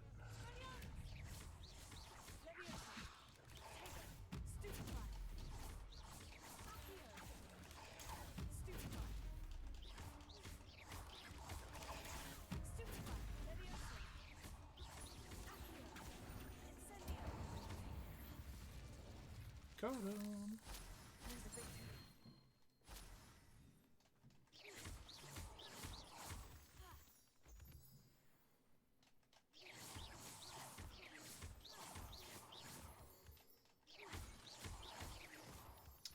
Man, but that was good times, man. Like, honestly, that was some good times. I think the guy's name was Ed. He was a cool dude. He was like an Asian dude. Like, there was like a big group of Asian dudes that would come down from Stockton. Oh fuck, I doxed myself. But anyways, like, yeah, they'd come down, and like we would sometimes go out to Stockton too, and like we would just fucking chill. Like, we would just fucking play Vanguard, dude. Like, it was cool times. The fuck are you? Oh, you're Doug Bog. What up, bitch?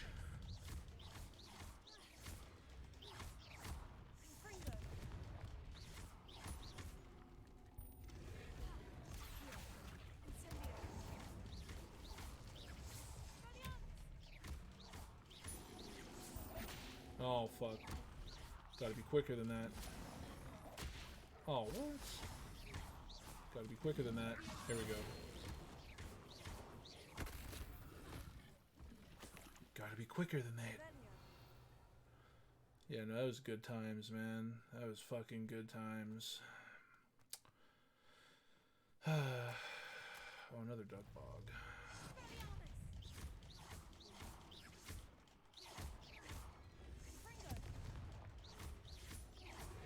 Oh god.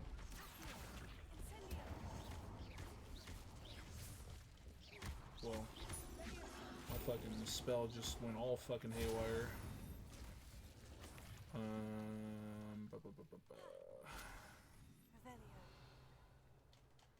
Nice, I'll take some more of those.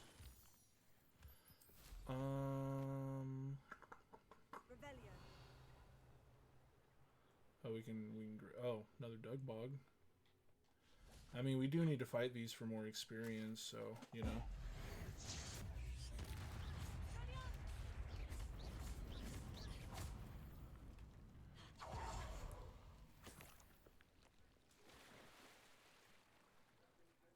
But yeah, man. Want to play me some more Vanguard.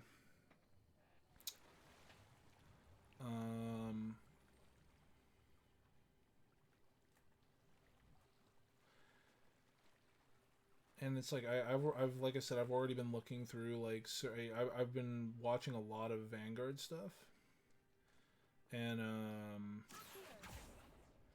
I've already found a bunch of, like, clans, and it's weird. So, like, now it's more separated by nation, like a full nation, right? So, like, so for instance, something like Kagero, right? They're a clan, and then there could be another clan called, like, Narukami. Oh my god, what else? There was Murakumo, and then there was another one called Nubatama, and, like, why I'm laughing at that, if you've played Vanguard, like, basically they released, I don't even remember if I think they released just enough cards for you to make one deck. And then I think they ended up releasing cards later, I believe. But, like, for the longest fucking time, I don't even think we had enough to choose our own triggers, because there were different triggers in the game. And if you were, like, an aggressive deck, you'd probably want, like, 8 critical triggers, 4 draw triggers, depending on what deck you're using, because some decks that were very aggressive didn't want draw triggers. Like Oracle Think Tank, they only wanted, they only want, what's it called? They only want crit triggers because they already had so much draw power that they just didn't need the extra draw triggers, right? Oh fuck.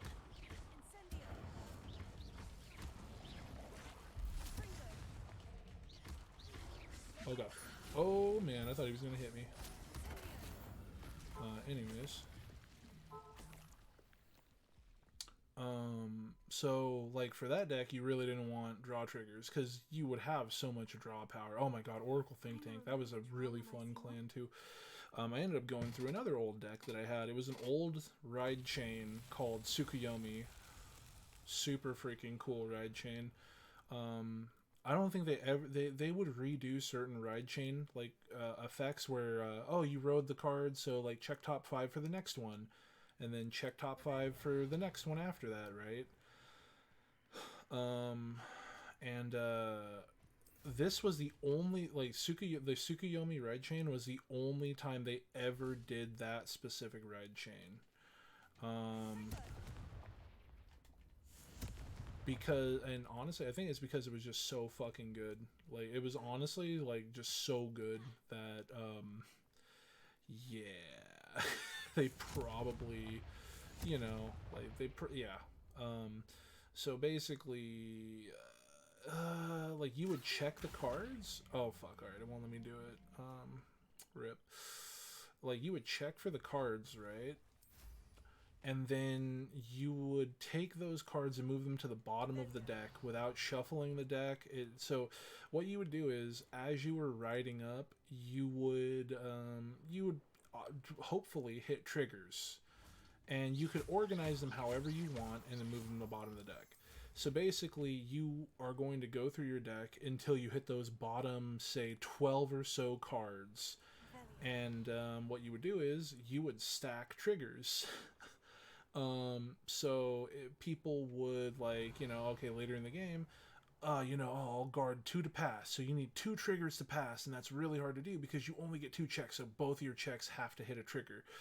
And you could either go all or nothing and hope you hit a double trigger, or you could pass them to your rear guards, and now you don't need to hit a trigger, or it's a lot safer, but then your opponent might be able to block that a lot easier, right? So that was kind of your trade-off. And Tsukuyomi's just like, yeah, no, I don't give a shit. I already know what I'm gonna hit. Which is actually super cool because of the anime. Because in the anime, the person who used that ride chain and the person who used that clan, her whole thing was she had a photographic memory. So she, like, it literally plays into, it's so cool. Like, it's so cool. I love the card fight anime, dude. I kind of want to start watching it again. There's so many animes I want to watch again.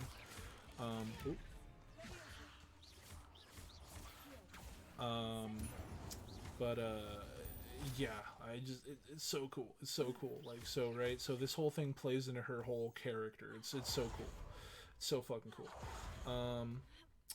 And so with that Tsukuyomi deck, you're just like, oh, well, I hit that card that I already put to the bottom of my deck. So I know I'm going to hit double triggers. So double crit on my Vanguard, plus 10k. I hit you for 3 fucking damage. Pray to God that you double miracle heal out of this. Like, I love that deck. Oh my god, so many decks. And then also, I said I was a huge fan of Kagura. That was like my first clan.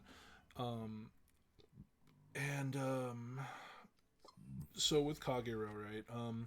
In the manga, that same character, Kai, he had a grade 4 unit. This was back before grade 4s were even a fucking, like...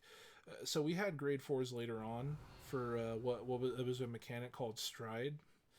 But this was a grade 4 before all that. This was literally a grade 4 in the main deck, and now it's a lot more common.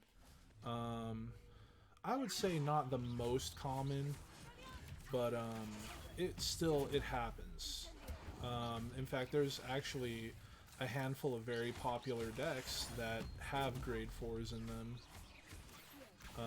That are in the main deck, I should say, because they are making Stride cards again, which is kind of weird. They have Stride and Standard, which is weird because Stride... They rebooted the game right after Stride. Like...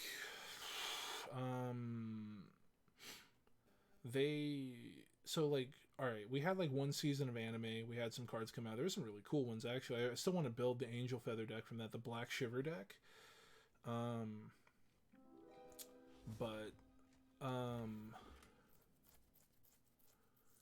Like, right after the whole Stride stuff, I believe Vanguard had a reboot. Like, I was playing the Stride format for a minute, but I kind of fell out of it, which actually...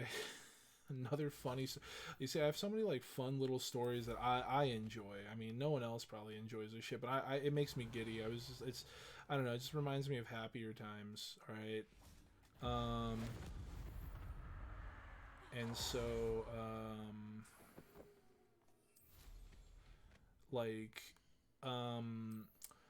so it leads me back to another card game called Weiss Schwarz that Bushiroad makes. Bushiroad is the same company that does Vanguard. And what makes me bring that up is in the starter decks, because Weiss Schwarz is about it's all animes and video game collaborations, and you do a little card battle with those. Um, so like you could have like Madoka Magica fighting One Piece, Dragon Ball Z fighting Fate, Persona fighting Sword Art Online, you know, just all the different shit like that. Oh yeah, Gurren Lagann, very popular. They had a JoJo's one, Attack on Titan. And you would be able to pull what's called a signed card. So signed cards, they were signed by the voice actor of that character, right? So, like, for instance, Attack on Titan, super popular.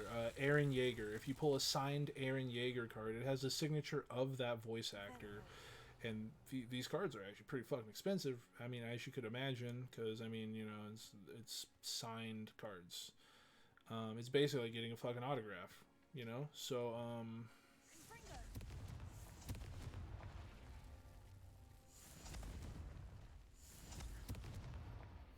and so they started doing that, I believe, when the Stride format came out. So, like, the main card from that starter deck, because, like, I believe every starter deck is based off of a character from the anime starter deck, which makes sense, because, I mean, I think they kind of expect you to, like, watch the anime and go, ooh, that's cool, and I could actually play this card game, so let me actually get into this card game.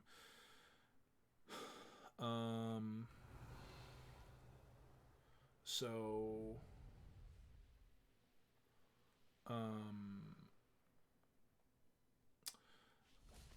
so they started doing that, and I was looking through my cards, and, basically, like, a new clan had come out at the start of Stride format, and I was like, oh, cool, well, I like new stuff, right? So I'm like, all right, cool. Let me pick up a deck because I want to try it out. And when I was looking through it, turns out I actually did pull the signed card for that main character. And like I looked it up, and mine's a near mint copy because I really didn't play the deck. And I mean, not to mention all my stuff, I try to keep it as minty as possible. So it's a near mint card. The near mint copies for the card, it's $40, and it's like, you know, I just bought a starter deck, man. Really sick, really cool, really cool. So yeah, that was neat. I don't think I have any other signed cards though, because like I said, I didn't really play the format. I know I pulled a generation rare of like the new card, because the last set I bought, it was actually when what's it called? It was when the next trial deck came out. It was actually for Link Joker. Funny that it was for that, right? So like later on, it's like I guess like I guess the primary evil like invasion force ones were called Starvader. And so they made a different kind of archetype called Messiah, and those like weren't evil, I guess.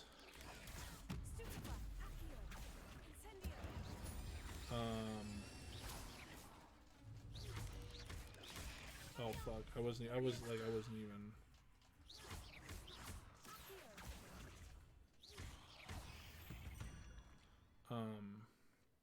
So I ended up buying that deck, and then I pulled a generation rare, which is like kind of like the SPs of that format. I pulled the generation rare of like that character's card, so that was pretty neat. And I mean, honestly, like it's weird, like even so, like after the reboot, like honestly, really, like, the only cards that really held value were like the SPs. Those were like kind of expensive, and it's mainly because it's like, I mean, once they're gone, they're gone. You know what I'm saying? Like, I don't know. It's weird. It's weird to see, because for instance, there was another card, called Silverthorn Dragon Tamer Lukier, and when her support came out, her card went up, and I have that deck too, so it's like I would know because I built the deck. And I mean, her card was always kind of like, it wasn't like it wasn't like a $5 card. And I was always kind of interested in it because Pale Moon was always just kind of neat. And honestly, a lot of my friends really liked Pale Moon too, because it was a really neat, like, they did their mechanic, like they used the soul mechanic in Vanguard the best, like by far the best. Because their entire point was using the soul and utilizing the soul as like basically a second hand. It was another resource that you can use. So like you would put stuff into your soul, which is like underneath your Vanguard and stuff, and then you could pull things out to attack with or whatnot. So it was just a really cool deck all in all. And when her support came out, I distinctly remember she went like to $30 to $40 to $50, and this is just for like the regular ass triple rare. But I mean, now you can get the triple rare for like dirt cheap, probably because no one wants it, because like they would use like the newer ones. But yeah, no, the SPs are still very expensive for that deck. Like an SP Lugia is still very expensive.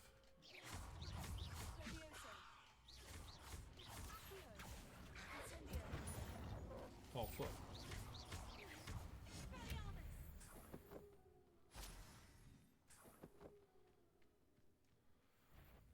But yeah, no, I was going through that deck too, because like that deck brings back a lot of good memories. That, and then man, I was actually dude, there's so many decks that there's so many decks that I want to build. It's so stupid. I hate it. I hate it, but I love it because they're so cool. So I think I was already talking about it, that Youth Burke deck. Here's a pleasant surprise. That deck seems really flashy, really cool. Everything that I like. It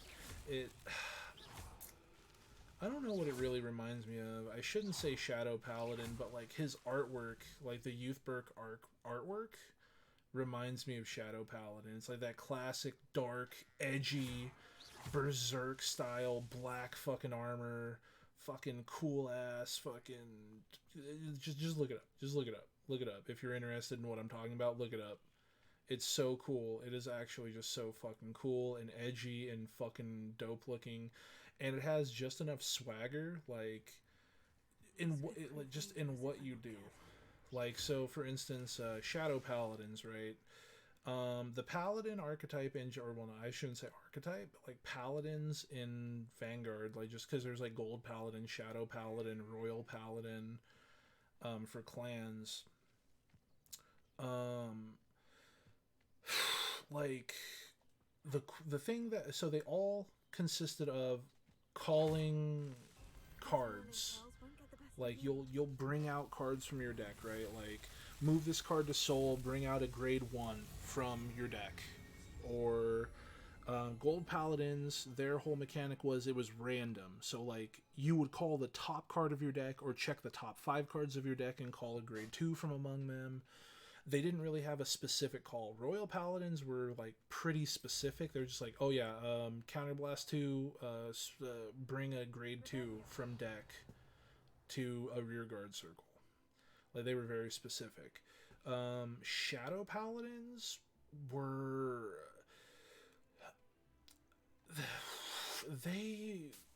it's hard to explain. They would also call specific units, but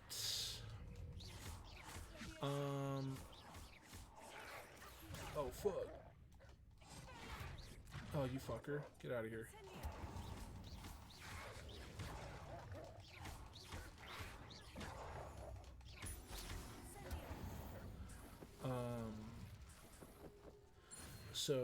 Anyways, so Shadow Paladins would also call units, but their whole thing is, they would sacrifice their units. So for instance, I was going through my Shadow Paladin deck, because of course I had a Shadow Paladin deck, because why the fuck would I not have a Shadow Paladin deck, right? I think I had one of almost every clan at one point. I even had an Aquaforce deck, but then someone needed like 2 of my Maelstroms, which is like the main card out of that deck. So I'm like, okay, I don't really use it, whatever. And so I'm missing like 2 Maelstroms out of that deck, and then I'm missing like I'm missing 2 Majesty Lord Blasters out of my Shadow Paladin, Royal Paladin deck, because of course they had one of those, and of course. At one point I had Royal Paladins, but I think I turned it into that Majesty Lord Blaster deck, which is like the combination of Shadow Paladin and Royal Paladin. I did want to make another Royal Paladin deck, but at the time, the card that came out that I wanted to make it with is such a stupid name, and in the anime it was different, and I don't know why they changed it when they localized it. I don't know which one's a mistranslation, but the English translation of the card was called Thing Saver Dragon, but in the anime they called it Sing Saver Dragon, and I'm like, that's so much cooler than Thing Saver. Like, that sounds so fucking doofy. Why the fuck would they ever call this thing Thing Saver Dragon? Like, that's so fucking stupid. Literally does not fucking make sense, but whatever. I was like unreasonably mad, and I think that might have been one of the reasons why I didn't make that. But I ended up making a different deck, and this was the deck that I wanted to explain the whole Shadow Paladin thing. So in that same series, Shadow Paladins, they got a new boss monster. It's called like Revenger Phantom Blaster Dragon Abyss. Which actually is some really cool card lore. Turns out, like, the planet that all these nations and stuff were on, Sing Saber Dragon was like, he was like the guardian dragon of that planet, and then somehow, some reason, I think it had to do with actually the Link Joker invasion. Like, I think like they invaded beforehand, and then somehow they were sealed away or banished or some shit. And I think that was because of Sing Saber Dragon. So, like, Sing Saber Dragon was, like, the guardian of that planet, and then he ended up dying in that battle, or a battle, or whatever, and after dying, it actually ended up becoming Phantom Blaster Dragon, which was, like, the Shadow Paladin Dragon. So, I thought that was super fucking cool, and I didn't know that, and then I, like, read some card lore, and it's like, yeah, it turns out that's this fucking dragon. I'm like, oh, that's fucking sick, because Phantom Blaster Dragon's dope as shit. It's like a fucking black dragon with like a giant fucking spear. It's really fucking cool. I think it's really fucking cool. But yeah, so I mean, that's the thing. Man, I should go back to my rumor requirement, because my meth is probably done cooking.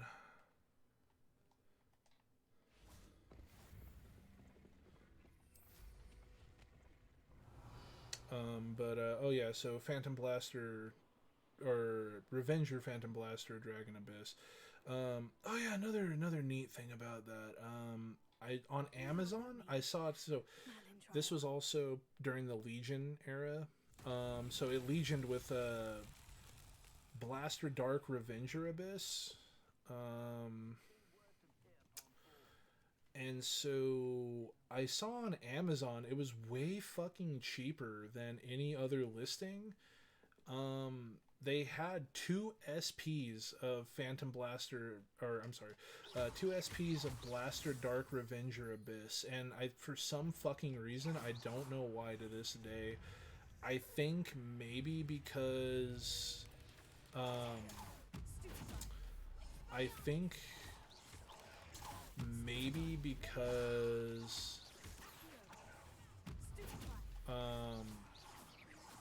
that's really annoying.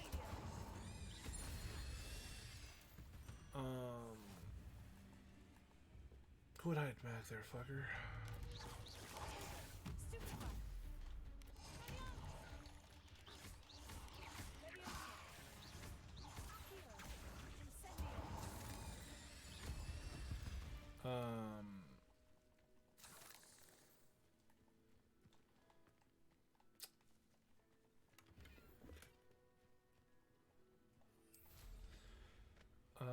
yeah, so I ended up ordering 2 SPs, and they were like, I don't know. Were they $50 a piece? I can't even remember. I think they were less than that. But I ordered them off of Amazon, and like, if you've ever like, you know, gone to Amazon for cards, like, they're notoriously bad because you either have people that have no fucking clue what they're doing, so they just give you some random fucking product because they just literally have no clue what the hell they're doing. Or do I want to go up there? Do I want to? I don't know. I'm gonna go do other stuff. I'm gonna do my little collector nonsense.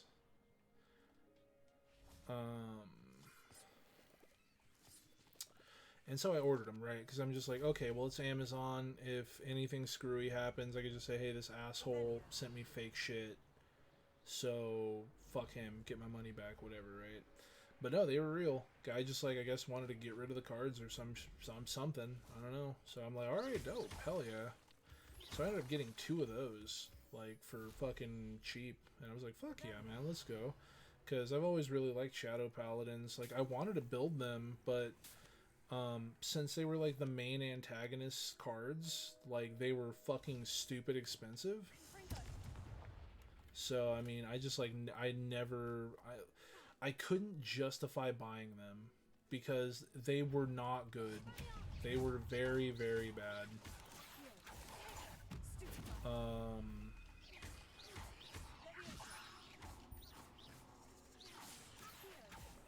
So I could never justify buying them because they were just fucking terrible.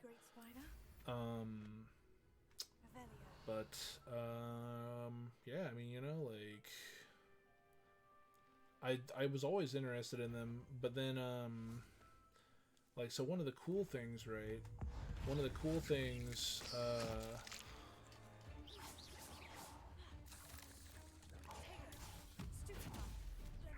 oh, you gotta be fucking kidding me.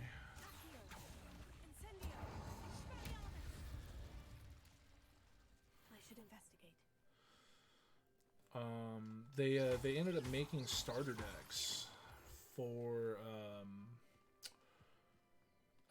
they ended up making starter decks for that clan because I mean, it was like, you know, it was like he was the main antagonist, but then, like, he's like ended up being, like, super chill afterwards. Kind of hard to explain, like, without, like, knowing the anime. But yeah, so when those starter decks came out, super popular. Like, we all wanted them because we were all we all shared the same collective fucking brain cell.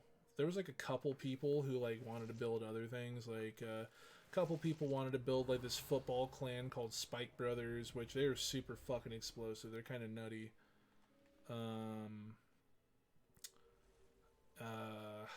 But I think a lot of us, like, because, like, the main character decks were all so fucking cool, so a lot of us were just like, oh yeah, I want to build the same thing.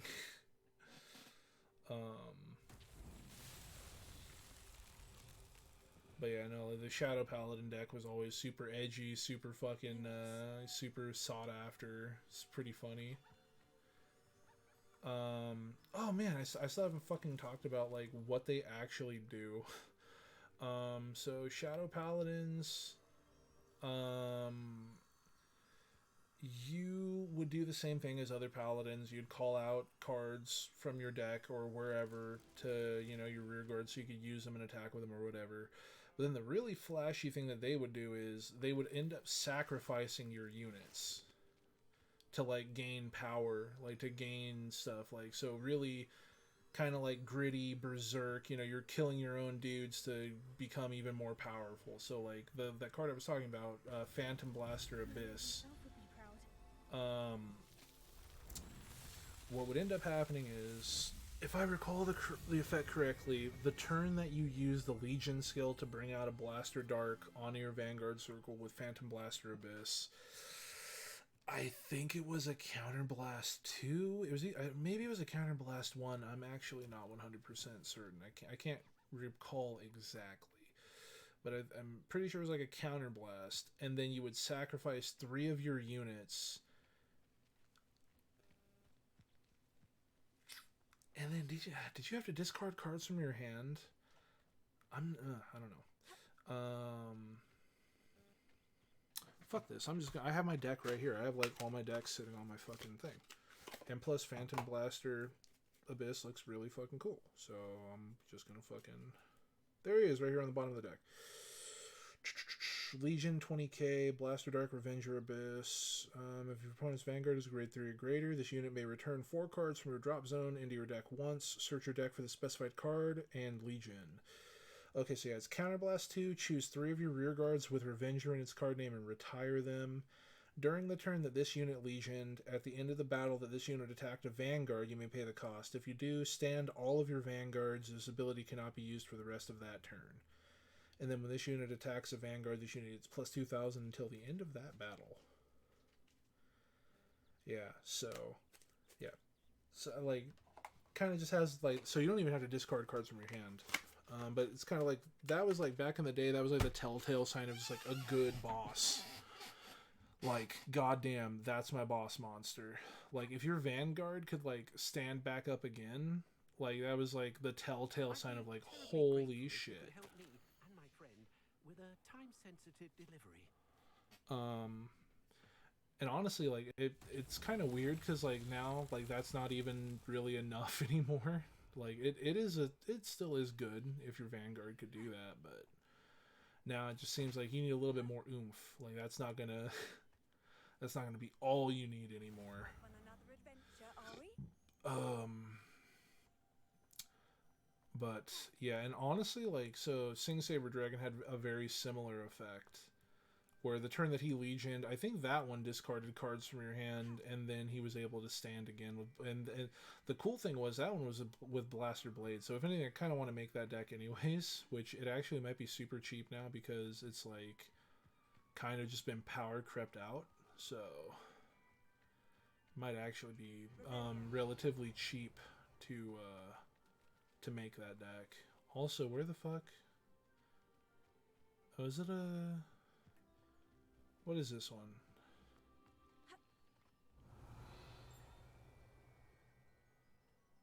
I don't get what they want me to do here.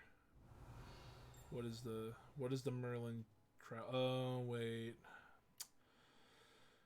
Okay, alright, well, I don't think I could do it then, because I don't, think you need Wingardium Leviosa. Oh well, whatever. Let me get these balloons. Is that doubt it. No, it's not. I thought it might have been a landing zone. But yeah. It's kind of weird, like, I feel like by the end of it, the game was starting to kind of suffer from, like, almost like a Yu-Gi-Oh! Style summoning bloat. What do you have in store for me this time? Because, like, fuck, like, what do we have? We just had all the basic mechanics, rear guards, vanguards, powered plus, all that kind of crap.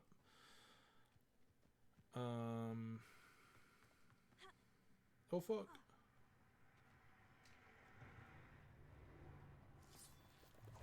Whoop.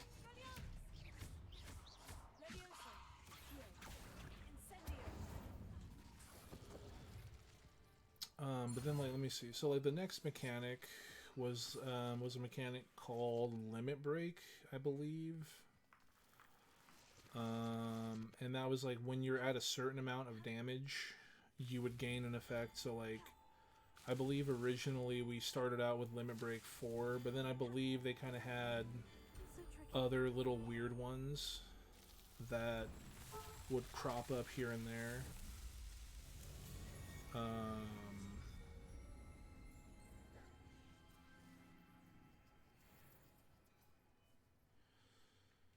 But I think, like, primarily it was Limit Break 4, but I think there were kind of, like, weird ones, and there was also ones that would, like, reduce the Limit Break, like, you would need 1 less damage or whatever.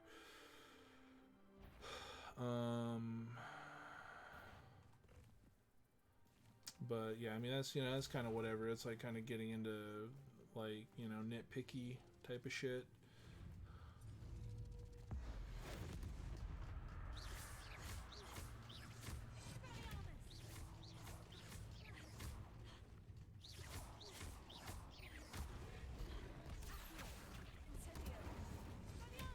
Oh fuck. Oh fuck.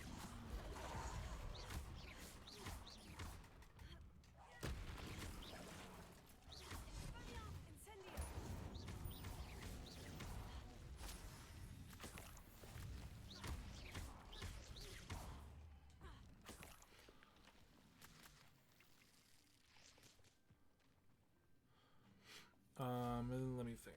What else do we have next?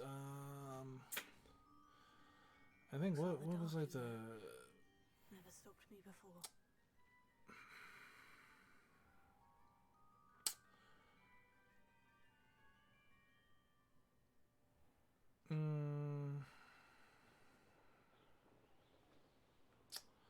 I want to say we had like other little separate kind of mechanics that were always kind of vaguely there. Like there's like superior calling and stuff, which is like, you know, where you don't just call it from your hand, you don't just drop it onto the, you know, whatever from hand. There was like, you know, certain little mechanics that'll allow you to like superior ride and blah blah blah. And then I think like the next mechanic was like, I think the next mechanic might have been stride, but I feel like, you know, we were starting to kind of get into that area of too many mechanics. You know, just like too many things, too many cooks or whatever, I guess. At least it was starting to.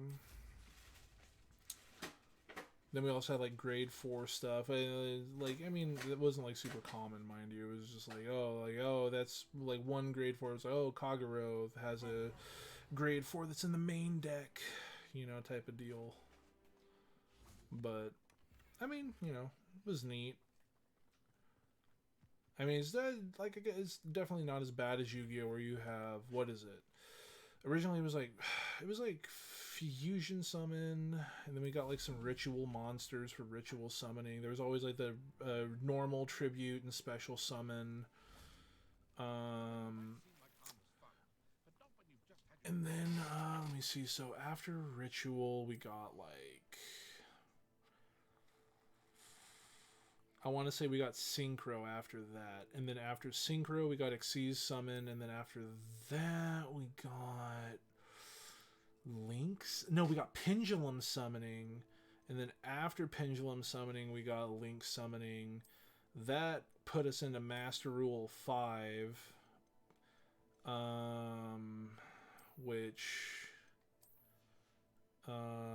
Well, no, that put us in the Master Rule 4, I should say. And then that ended up giving us the revision to Master Rule 5.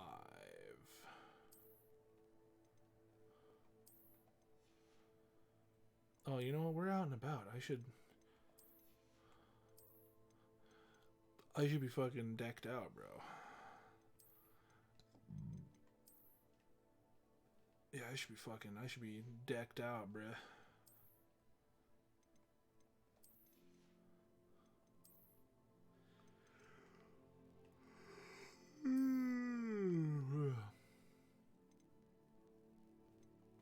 Yo. Wait, that's not it. Yo.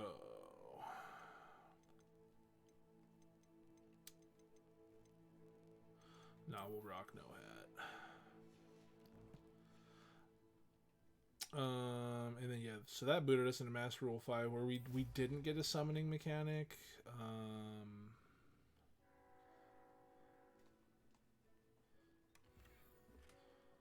Ooh, actually, that is one that I wanted. Yeah, this is like my favorite one. This is like my favorite type of wand handle. Very cool.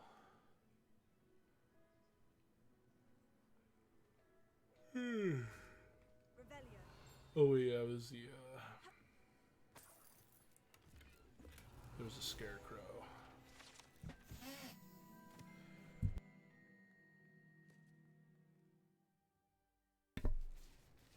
So yeah, like not as many like summoning mechanics and whatever. God, oh my god! And then don't even get me started on like the Pendulum Xyz monsters, the Pendulum Synchro monsters, the Pendulum Fusion monsters. Jesus Christ, those are, oh my fucking lord. That's like a whole other bag of worms, dude.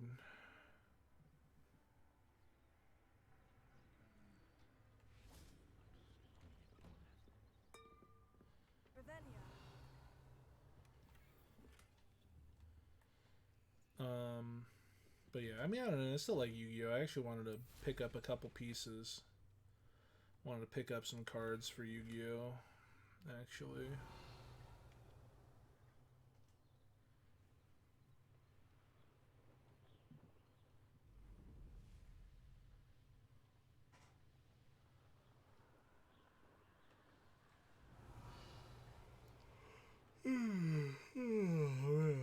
You know, I just try to have my fun.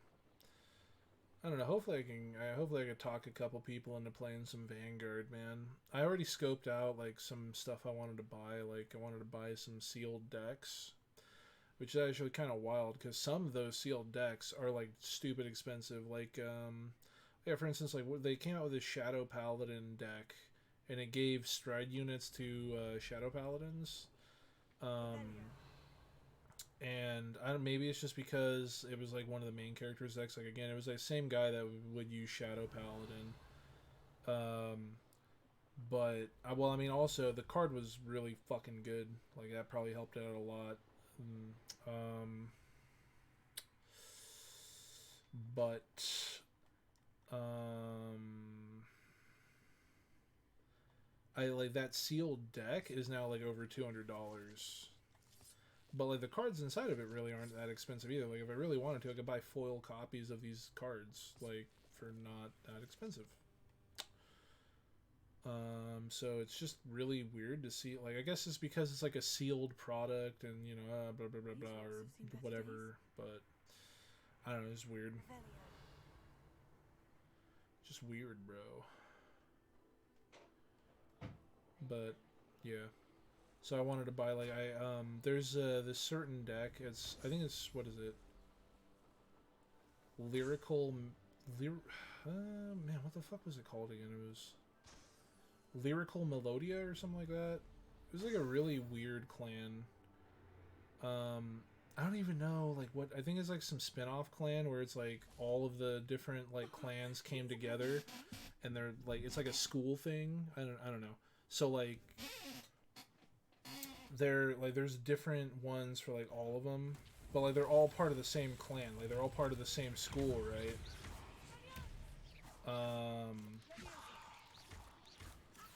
But it's basically like they fused those mechanics, like certain mechanics from other clans, into this one. So I thought it was like really neat. Plus that deck comes with. It comes with these little things that honestly I feel like they should have done this like forever ago for Vanguard. Basically it's like these long they're like okay, so think about like a D6, right? And you take that D6 and you line it up against like 4 other D6, right? So you kind of have this long stick, right? And you put all of that together into one piece, into one unit, and that's what it is. And it has like power on it. It has like power listed. I think it's like 5,000, 10,000, 15,000, 20,000. I think, or it might be 10,000, 15, 20, 25. I'm not exactly sure. But it comes with 2 of those in each deck, right? And it's just to keep track of power. Like, you know, you hit a couple triggers or you use a couple effects and you gain bonus power, blah, blah, blah, whatever. And I think that is such a good idea. Like, honestly, I don't know why they didn't do that sooner, because that's such a good idea. Like, that's such a neat thing to have. And, like, I love it when decks come with dice. I think a lot of decks should just have that. You know, like a little coin to flip and, like, 1 or 2 dice. You know, and I don't think that's really asking much. You know, because it's like that's kind of the stuff you need to start playing anyways. You know, just to like decide, you know, who goes first or, you know, whatever. You know, like.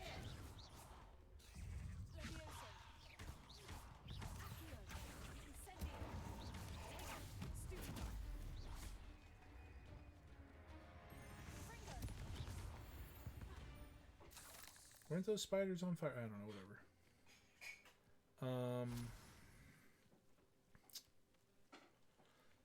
But yeah, no. So I always thought that because like so the thing is like back in the day, like we had to keep track of that in our head. A Merlin trial. You know, unless you like I don't know. Like, because there's so many different like power pluses and all that. Like usually they keep it pretty round. Like they usually don't like. Okay, I shouldn't say they usually don't. But for the most part, the big power bonuses that you're going to want to keep track of are going to be in increments of 5,000. Okay, we're going to cheese it. What? Oh, what? Did they fucking patch that? No. No way.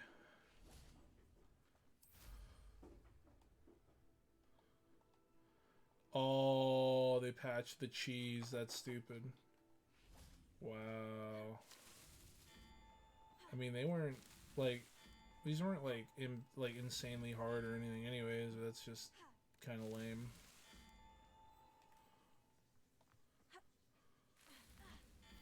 Okay, well, it didn't. Okay, whatever. I mean, I was holding X and it looked like I started to climb up and then they just like decided not to, but it still counted. Okay.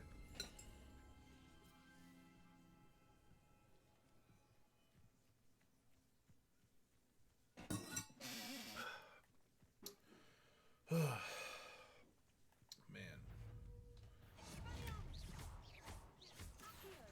Oh, okay. I saw the whole defeat an enemy with ancient magic. Might as well. Oh my god. So many fond memories of Vanguard, dude. Like, man. Vanguard was just a lot of fun.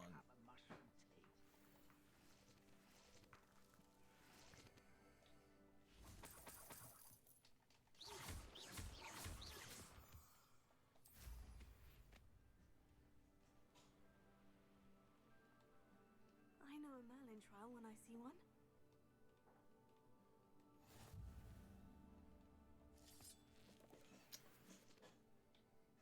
So yeah, definitely gonna get back into Vanguard.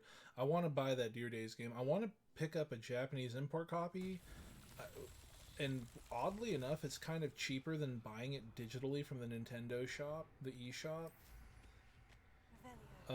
Unless the game is on sale. Because, like I said, for some reason the game is oddly priced. It's priced at $70 fucking dollars for some fucking ridiculous reason. I'll never understand or know why. It's not even to like talk about the quality of the game. Like the game looks fine. Like it looks like a really fun Vanguard simulator. My problem with the $70 price tag is like they want to say that games are becoming more expensive to make or whatever, blah blah blah, and we can have our whole argument about whether that's a valid criticism or not. I honestly don't believe that's very valid to say when they want to spend like 99% of their fucking budget on advertising.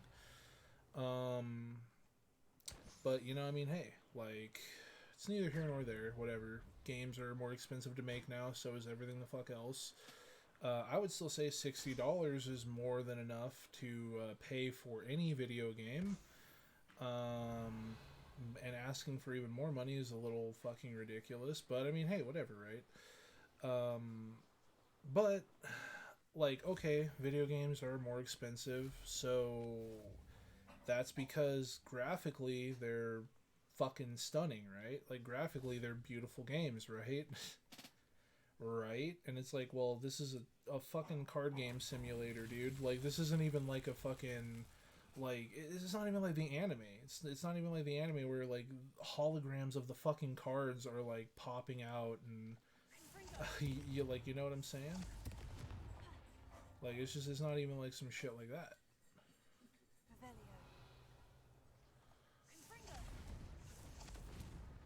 But I mean, yeah, I don't know.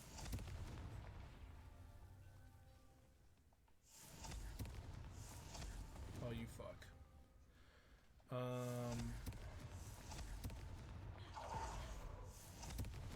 So yeah, it's just like, so you want me to pay $70, like, so for instance, I paid $70 for Hogwarts Legacy. I paid $80 for Hogwarts Legacy because I got the little whatever bundle bullshit whatever.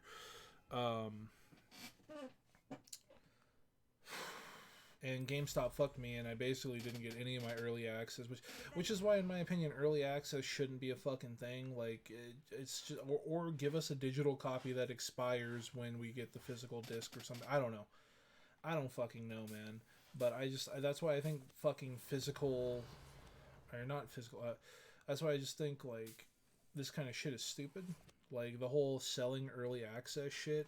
Because, like, at that point, all right, like, the game is done then. The game is ready to go. If you're giving people early access and people are able to play the full fucking game, that means the game is ready to go. So, like, why... I don't know. Early access is a really stupid idea. Anyways, so yeah, $70.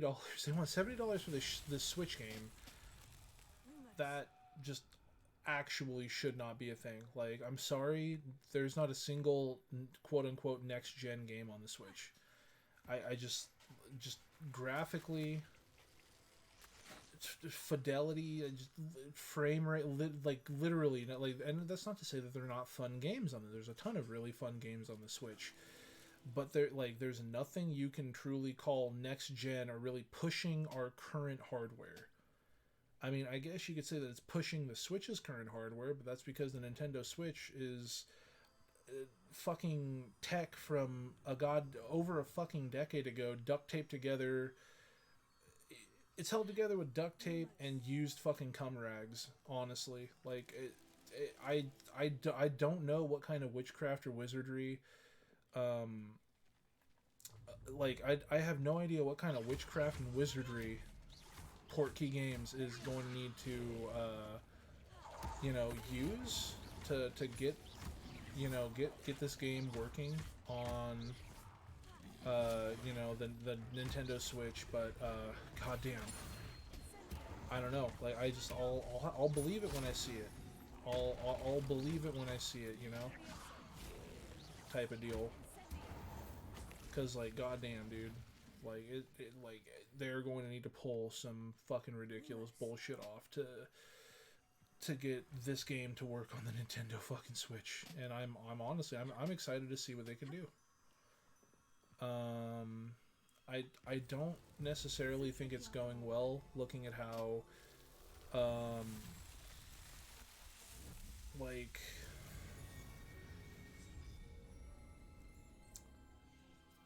it's like, because we're getting like PS4 versions of the game being held back, PS4 and Xbox versions of the game, like, that shit's being held back, or I'm sorry, pushed back, I should say. So I just, like, I don't know, in my opinion, that's not really boding well. I mean, like, hey, I don't know, like, maybe I'm wrong, but that's just how I'm seeing it. Like, even hardware that I would assume is easier to work with, just because you're going to have less, like, you're going to be getting held back a lot less on. Oh, fuck me, I don't have any more Malasuite, really? Shit. Damn, bro, I really do need to go back to my rumor requirement. Sheesh. This was an easy one, too. No.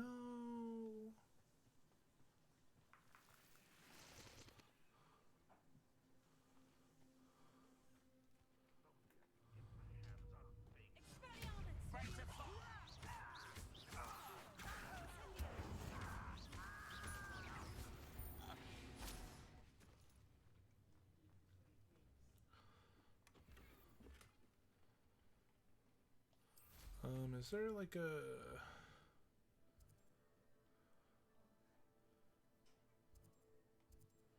You know what? We'll actually just come through here and just, like, sweep through all these.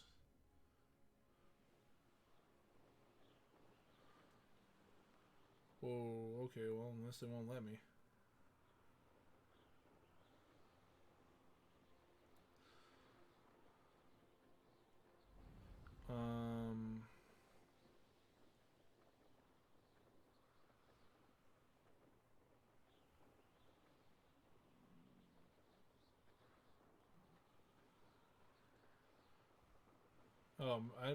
Maybe the rest of the map is locked off for now. Okay, well, I don't even know if we can get. Can we even get to this one? I don't know. I'll go back to this one though. Gotta get those fast travel zones, man. But yeah, no, we need to grab some more mallow sweet. I'm just like trying to get that inventory, man. I'm trying to get all my inventory spaces. Just trying to like unlock the basics, you know, like the stuff that we really could use and need. You know, inventory spaces. What is it? Other kind of spaces. Oh yeah, the ancient magic slots and whatnot. Nasty creatures. Ambush me, they did. Nothing's safe anymore. I need a little something. Something to protect me if I run into them again. Maxima potion. That would do it. I don't have any of that. Perhaps you could try in Hogsmeade, or one of the hamlets. And get extorted by the Ashwinders? No, thank you. If you won't help me, I shall have to take my chances, won't I? Sounds about right. How am I to avoid Ranrock's lot? Let me see here. Is there any other talents that we want right now? We have 3 of them unlocked, huh? Enemy struck by Stupefy remains stunned for longer. Stupefy deals direct damage on impact. Actually, that could really help us. That could really help out. Perfect Potato releases a damaging blast that breaks enemy shields. Blind spell. Perfect Potato will send 2 projectiles back at enemies. I mean, like, honestly, all that stuff would be helpful. Confringo impacts produce fiery bolts. Oh, yeah, there we go. We can use that. That's nice. Enemies near a target levitated by Levioso are also levitated.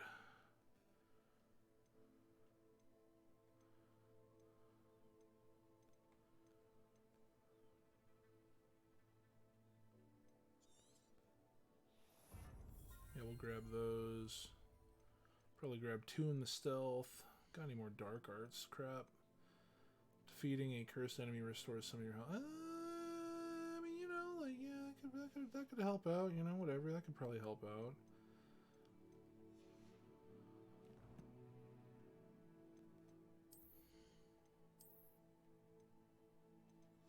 How many slots do we have? Oh, wow, we're almost maxed out on slots. I was actually kind of hoping for that. I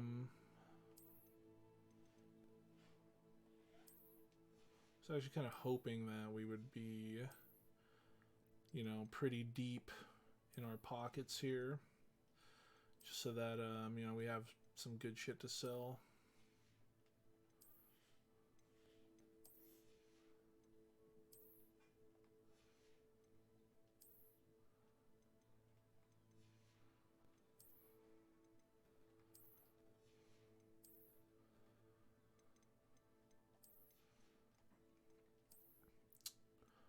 Do have another legendary we can crack there.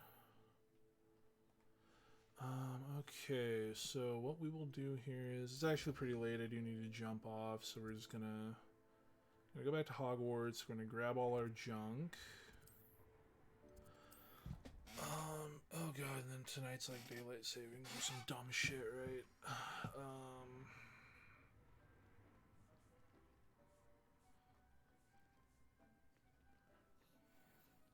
Nice, we got 2 more upgrades.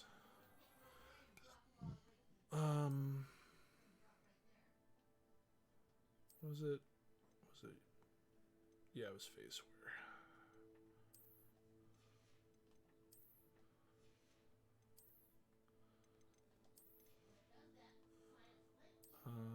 Not that. It's in here. God, I haven't even like talked about all the Vanguard crap that I wanted to talk about. I wanted to talk about some of the other decks that I wanted to build. There's so many. There's so many other cool decks that I'm just like, oh, I want to build that. God damn it.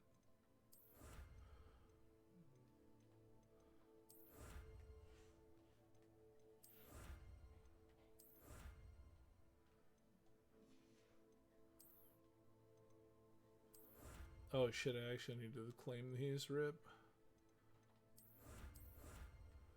Which one's that? Night Dancer Broom.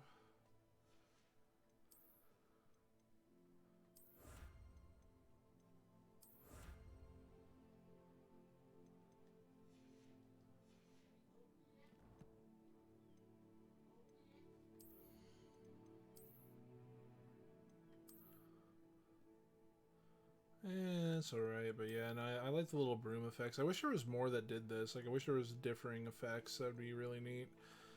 Let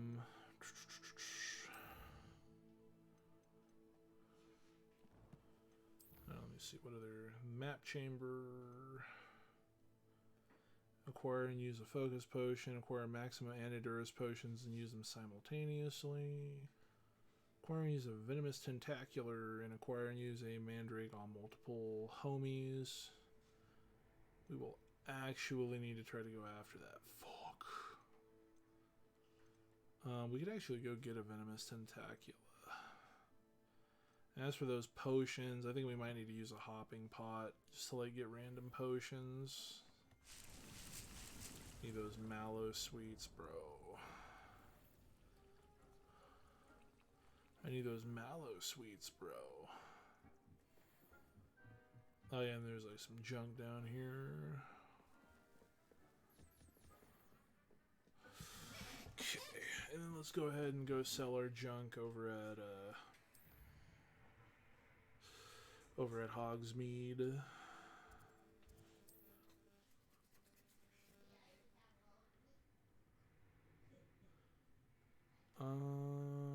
I'm trying to think, like, what else? Like, do we need to buy anything else? I mean, we could buy, like, mandrake stuff and venomous tentacular, but, I mean, we could go down and get some venomous tentaculas, honestly. Like, I think it's, like, you can get one every 3 days or whatever from, what's it called? So, I mean, we could always just go do that as well.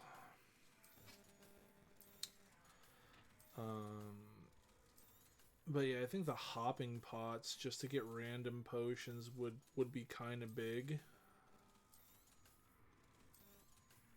I think. I don't think I want to buy them right now. If you could sell the potions, I really think you should be able to sell potions, because, like, why not? Like, literally, why not? Like, why would you not be able to sell potions and other stuff? I think you should be able to sell all that crap, you know? You should be able to sell, like, venomous tentaculas, mandrakes, the whole lot, because, like, why not? It's literally just product, you know? It's literally just there. But yeah, I don't know.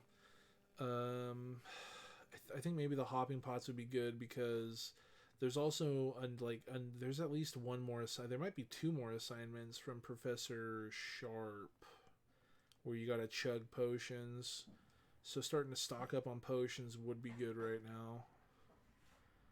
I mean, like, other than that, good. Do I want to buy those? Because there was also the breeding pen is a little bit further ahead. I mean, we got some main story quests to do before we get the breeding pen.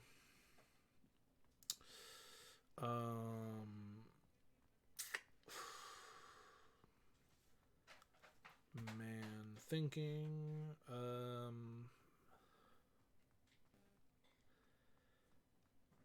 Oh man, because like we could also buy those. What's it called? Like plants. Oh, God. You know what? Fine. We'll buy the hopping pots right now. Whatever. Just let me know if there's something in particular you're looking for. Let me get the hopping pots.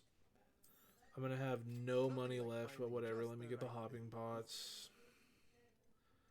Honestly, like I don't know. Unless you're like really deep into potions, I feel like potions. I feel like that's kind of the problem. Like one of the big problems with this game is like you're really starved for like money. Like you're really starved for money early on. There's a ton of shit you got to buy. But then once you have the money for it, like later in the game, you like don't even need it. At least in my opinion. Like it's kind of weird, right? So like,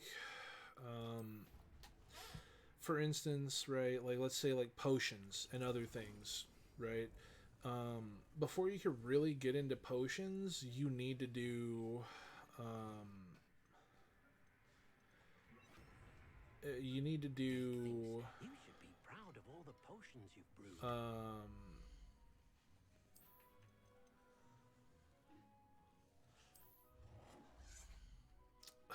like oh god, like how am I how to explain this?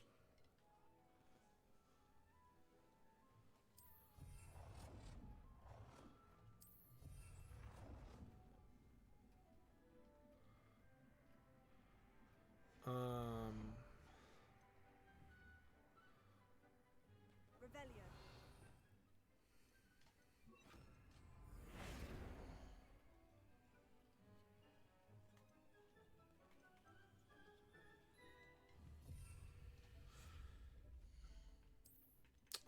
God, like I'm there.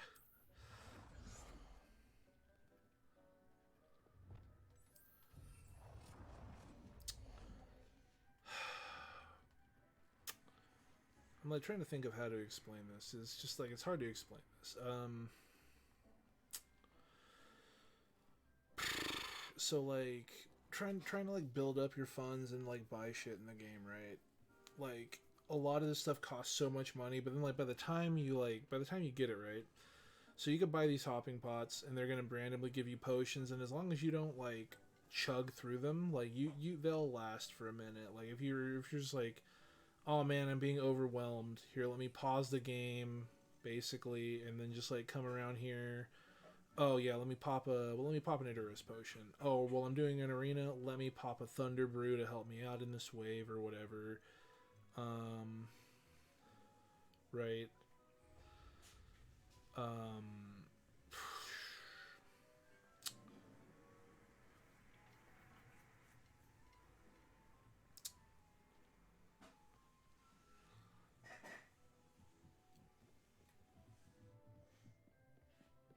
But then it's like because like all right, so if you want to make potions, right?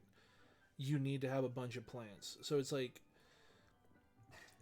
and then not like all right, you also need to like fight a bunch of enemies too for certain potions. So it's like you need to buy these tables that give you a bunch of plants so that you can actually get, some of the stuff, and some of the stuff requires like a large pot. I don't think anything requires a medium pot, but I know there are things that require large pots, like fluxweed and all that. So just depending on what potions you want to use, it feels like you're better off like misering and just getting hopping pots, because like hopping pots will just like they'll eventually stock you up on all your potions, and then you just go from there, right? I don't know. But then like I said, like once you do get to like that sort of end game type of place, like you eventually just have so much money that you're just like I don't even need it. I don't even need it for anything, because like I don't know. It's like hard to explain. Like, I don't know. Probably because I'm like tired. Man, can I just say, like, I'm so happy because like I remember years ago, I'm like, man, is there a way to just directly upload your VODs to YouTube? Because I don't want to download my shit. And I didn't like, I don't think there was. I mean, there might have been, but like I don't remember hearing anything like that. I don't think there was any way to do that.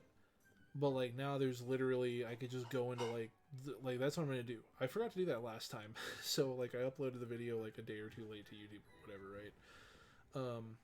But yeah, I'm just so happy that's the thing. That's so cool. Like I don't need to download anything. You just like boop, export, cool, dope, done. Like hell yeah, man. Yeah, I don't know. I'm gonna stream tonight. I might stream tonight. I'm not too sure. Like I might. Well, I also because it's like daylight savings or some dumb shit. So it's like I think. Oh yeah, it's spring forward, so I lose an hour of sleep. Fan fucking tastic. but I do need to wake up earlier tomorrow because I gotta get ready. Because I'm gonna go play some cards over at the card shop tomorrow. So, if I do stream, it won't be. It'll probably be kind of short, like today. Like today was super short because I was sitting around and I just like didn't want to do anything. And then I saw like this VTuber streamed. She was playing Vanguard with Different Fight, and Different Fight is like the biggest Vanguard YouTuber. And so I was like, oh, cool, let me watch this. And I was watching that for a minute, and I was like, God damn it, I really want to buy Deer Days now. I really want to play Deer Days, but like, I also want to buy other things. So there's like that. I'm like trying to miser everything. Basically, I need a small loan of $1 million. But yeah.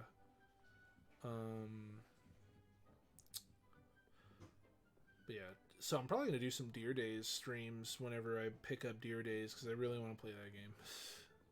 I just really want to play some Vanguard again. Honestly, like, if Force of Will came out with something like that, I'd fucking buy that too, honestly. Like, I'd pick up a Force of Will, like, video game, card game.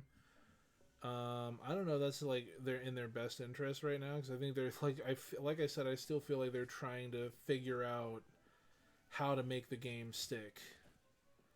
Like, I don't know, that's just my opinion. I feel like a lot of the big voices for the game are going to say that I'm wrong, but I feel like with all the mechanics changes and all the, like, new mechanics they're trying to introduce, I feel like this is them, like, every single cluster, they're just trying to throw shit at the wall to see what sticks, and then they're just trying to go from there. I mean, and it's not like it's a bad thing. Like I said, I really wish they would have just handled their game properly in the first place. You know, banned what needed to be fucking banned, and, you know, preserved their fucking community. Like, and this is just, you know, this is coming from me. I loved that card game. That was, you know, like one of my favorite card games.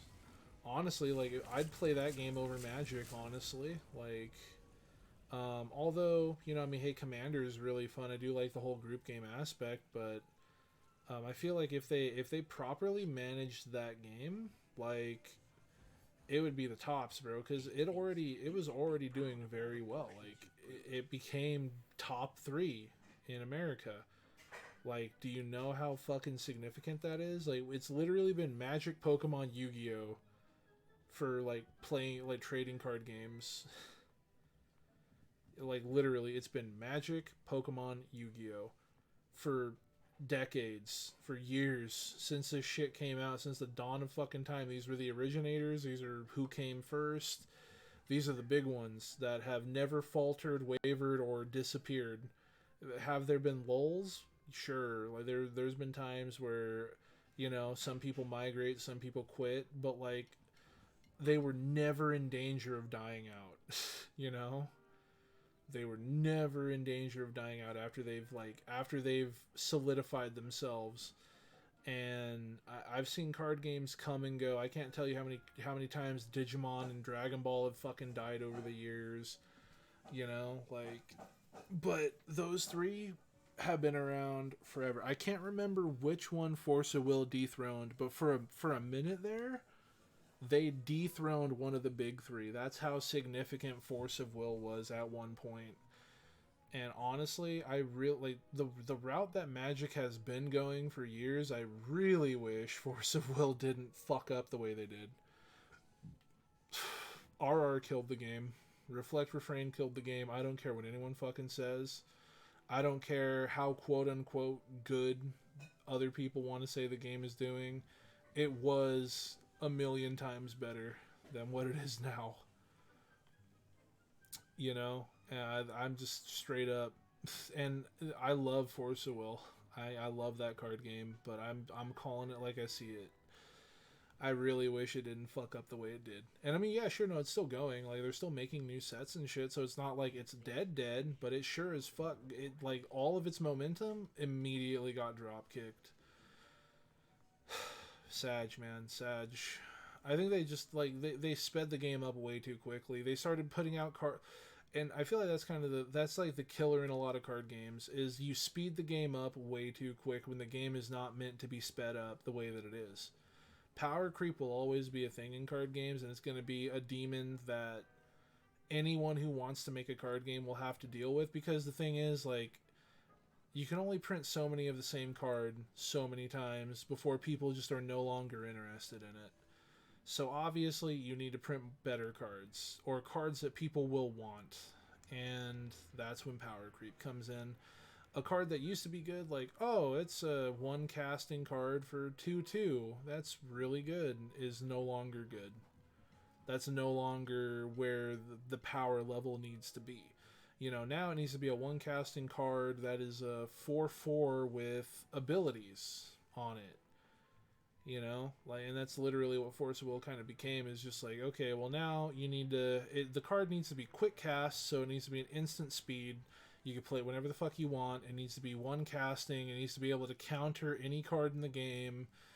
And it needs to also do another effect on top of that. And it's just like, whoa. Daddy chill. Like, whoa. Daddy chill, bro.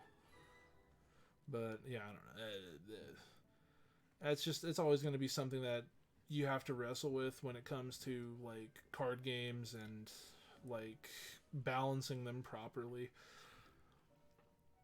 Man, but yeah, no, there's so many other Vanguard things I wanted to talk about. Even Vanguard has gotten hit with power creep. Like, now, like, the base, the standard for, like, power level on a grade 3 Vanguard is like 13k. That's like the base for your boss mod. It used to be 11, like, it used to be like, I remember when it was 10k, and then the really significant boss monsters hit 11k. And then eventually that got power crept by something called cross-riding, but honestly, like, that wasn't even that big of a deal, because it was kind of like, okay, well, you need to ride this card, and then you need to play this card on top of it the next turn. So that was kind of a fair and balanced way. And then it's like, okay, well, cross-ride, oh, you have this card in your soul, so it gets a bonus 2,000 power permanently, which is like, it doesn't seem significant until you actually play the card game, and you're just like, wow, 2,000 power can literally mean the difference between hitting a magic number and not. Like, literally going up and dealing with cross-ride decks is just, it hit different. It really did just hit different. You know what I'm saying? Like honestly, it really just did. It hit different. That's really all there is to it. Like, because the game used to be about, okay, can I make 2 rearguard columns that could hit 16k or more? But at the very least 16k, because at 16k, your opponent would require, they would need 10k shield in order to guard that, right? But now with the cross ride mechanics, you needed to hit 18k, which is like way different. Like I said, it just hit different. Really, you're gonna give me double Wiggenweld potion? Fuck off. But yeah, so it's like, it doesn't sound like much until you actually sit down to play the card game, and then you realize the importance of, oh my god, gross. Is that barefoot? That's fucking gross. I don't like these hopping pots, dude. I kind of wanted to go for different themes in each, but I really don't like these hopping pots. Those are gross. Just fucking barefoot, just out and about. What the fuck? Brother. So, yeah, it's just like, man, I don't know. I don't know, man. I don't know, man. I don't know. But, yeah, I don't know. I might be back on tonight. I don't know. I'm going to go ahead and start uploading this to YouTube. And, I don't know. Anyone who actually sits through all this crap on YouTube, at some point, maybe I will put a description. But I'm so fucking lazy. Like, honestly, like, I don't know. Like, I just thought it was so cool that I could just straight up upload these to YouTube and, like, Wait. Was there volume on this? Yeah, there was. Okay, cool. I just thought it was cool that I could do that, honestly. I thought that was just, like, so cool. And if I wasn't able to do that, I don't know if I would have uploaded anything on my YouTube channel, man. I don't know. It's just fucking weird. At the very least, I should have, like, a copy-paste template to all my shit. Like, all my, like, my Twitter, oh god, Twitter. Cancer. Like, my Facebook page, my Instagram, my fucking... my Pornhub, I don't know. Like, everything. Like, my Twitch. At the very least, my Twitch. Because, like, what I actually do shit on. So I should probably at the very least link that, but I'm just so fucking lazy. I just like try to kick back, man. Like, I don't know, just like surviving day to day. Life sucks, bro. Just trying to like, I don't know. When I turn, like, that's why I'm kind of just like vibing. I don't really say anything because like sometimes I'm just like listening to shit on my phone, like in a fucking, like in an earpiece, you know. I have a little headphone in, and I'm just like listening to random shit on my phone, like, you know, just trying to like catch up on other crap, and like, you know, I just try to like chill, dude, because like I don't know, like I just try to relax, man. Like, that's why I play video games, is just like kick back, experience a certain thing, and just, you know, try to vibe, because like everything else sucks so much fucking dick that, like, you know, you got to find the little things. You got to find the fun things in life, man. Because if you don't, like, fuck me, dude. Like, it fucking sucks dick, dude. Like, I don't know, but like, I don't know. Like I said, I might stream tonight for at least for just a little teeny tiny bit. I don't know. I need to see what happens. Like, you know, what time I get off work, what time I get home. You know, probably gonna eat something when I come home, so that's gonna take some time. Watch some YouTube. Oh yeah, and then a new season of Splatoon came out, so I've been keeping up with that. I don't know, like, alright, so like I still get pissed off with Splatoon when I get like brain dead fucking idiot teammates, but I don't know, like I caught myself, I'm just like, man, I kinda wanna play some Splatoon when I get home. So like I've been doing like one game of ranked, like one win in ranked, because like one win in ranked will give you a full bar and then some. I figured this out. So like your daily reward, your plus 7,500 experience plus one win from a ranked match will give you enough for one full level and then some. At least every time I've done it, it's given me enough to level up and then some. And then I'll go over to, like, if I need it, like if it's new, I'll go do salmon run, just to, you know, just for the rewards, just for the money, just for the tickets, etc., etc. And that's been pretty lucrative. So, you know, that's honestly, that's what I did tonight, is like I played through that, and that like took me a while, like, of grinding through that, but you know, all right. But yeah, so tonight I already did the salmon run, so I'd only need to do the daily win in ranked. So maybe I'll hop on and stream for, I don't know, a couple hours or something. I am still enjoying this game. It's just, you know, since I already beat it, you know, I fully 100%ed my other file, kind of just chilling now. Like, I don't know. Maybe I'll intertwine some other stuff. I'm not too sure what I really want to do. Like, I don't know. I mean, cause I'm not saying, like, I'm not like talking bad about the game. You know, it's a game that you play, and it's finite. It's not like a game like Destiny or something where, oh, well, here's some new content, here's some new, like, oh, well, now there's a new level cap, now there's like a new light level, now there's like a new gear level, here's a new little mission to go do with your friends, or blah blah blah blah blah blah blah blah blah. Like, this isn't one of those games, you know. So it's like it's finite, you know. But whatever, you know, that's fine. Like, because I mean, honestly, when's the last time we've really seen a game that isn't like some sort of live service pseudo MMO game? So, but you know, so maybe I'll intertwine some other games, you know. Maybe I'll go back to playing Elden Ring or something, because I did want to platinum Elden Ring on PS4. And I'm still playing through that on my PS5 for that frame rate. That frame rate, though. But, yeah, well, fucking something. Maybe some Tiny Tina's Wonderlands, because, I mean, I've been really digging Borderlands lately. And, I don't know. That game is just, like, there's so many better ways they could have taken that game, and they just decided not to do it. And I'm still salty as fuck about that shitty ass fucking season pass. Like, that's got it. Like, honestly, we should be able to sue these guys for fucking scamming, because that season pass was such a scam, dude.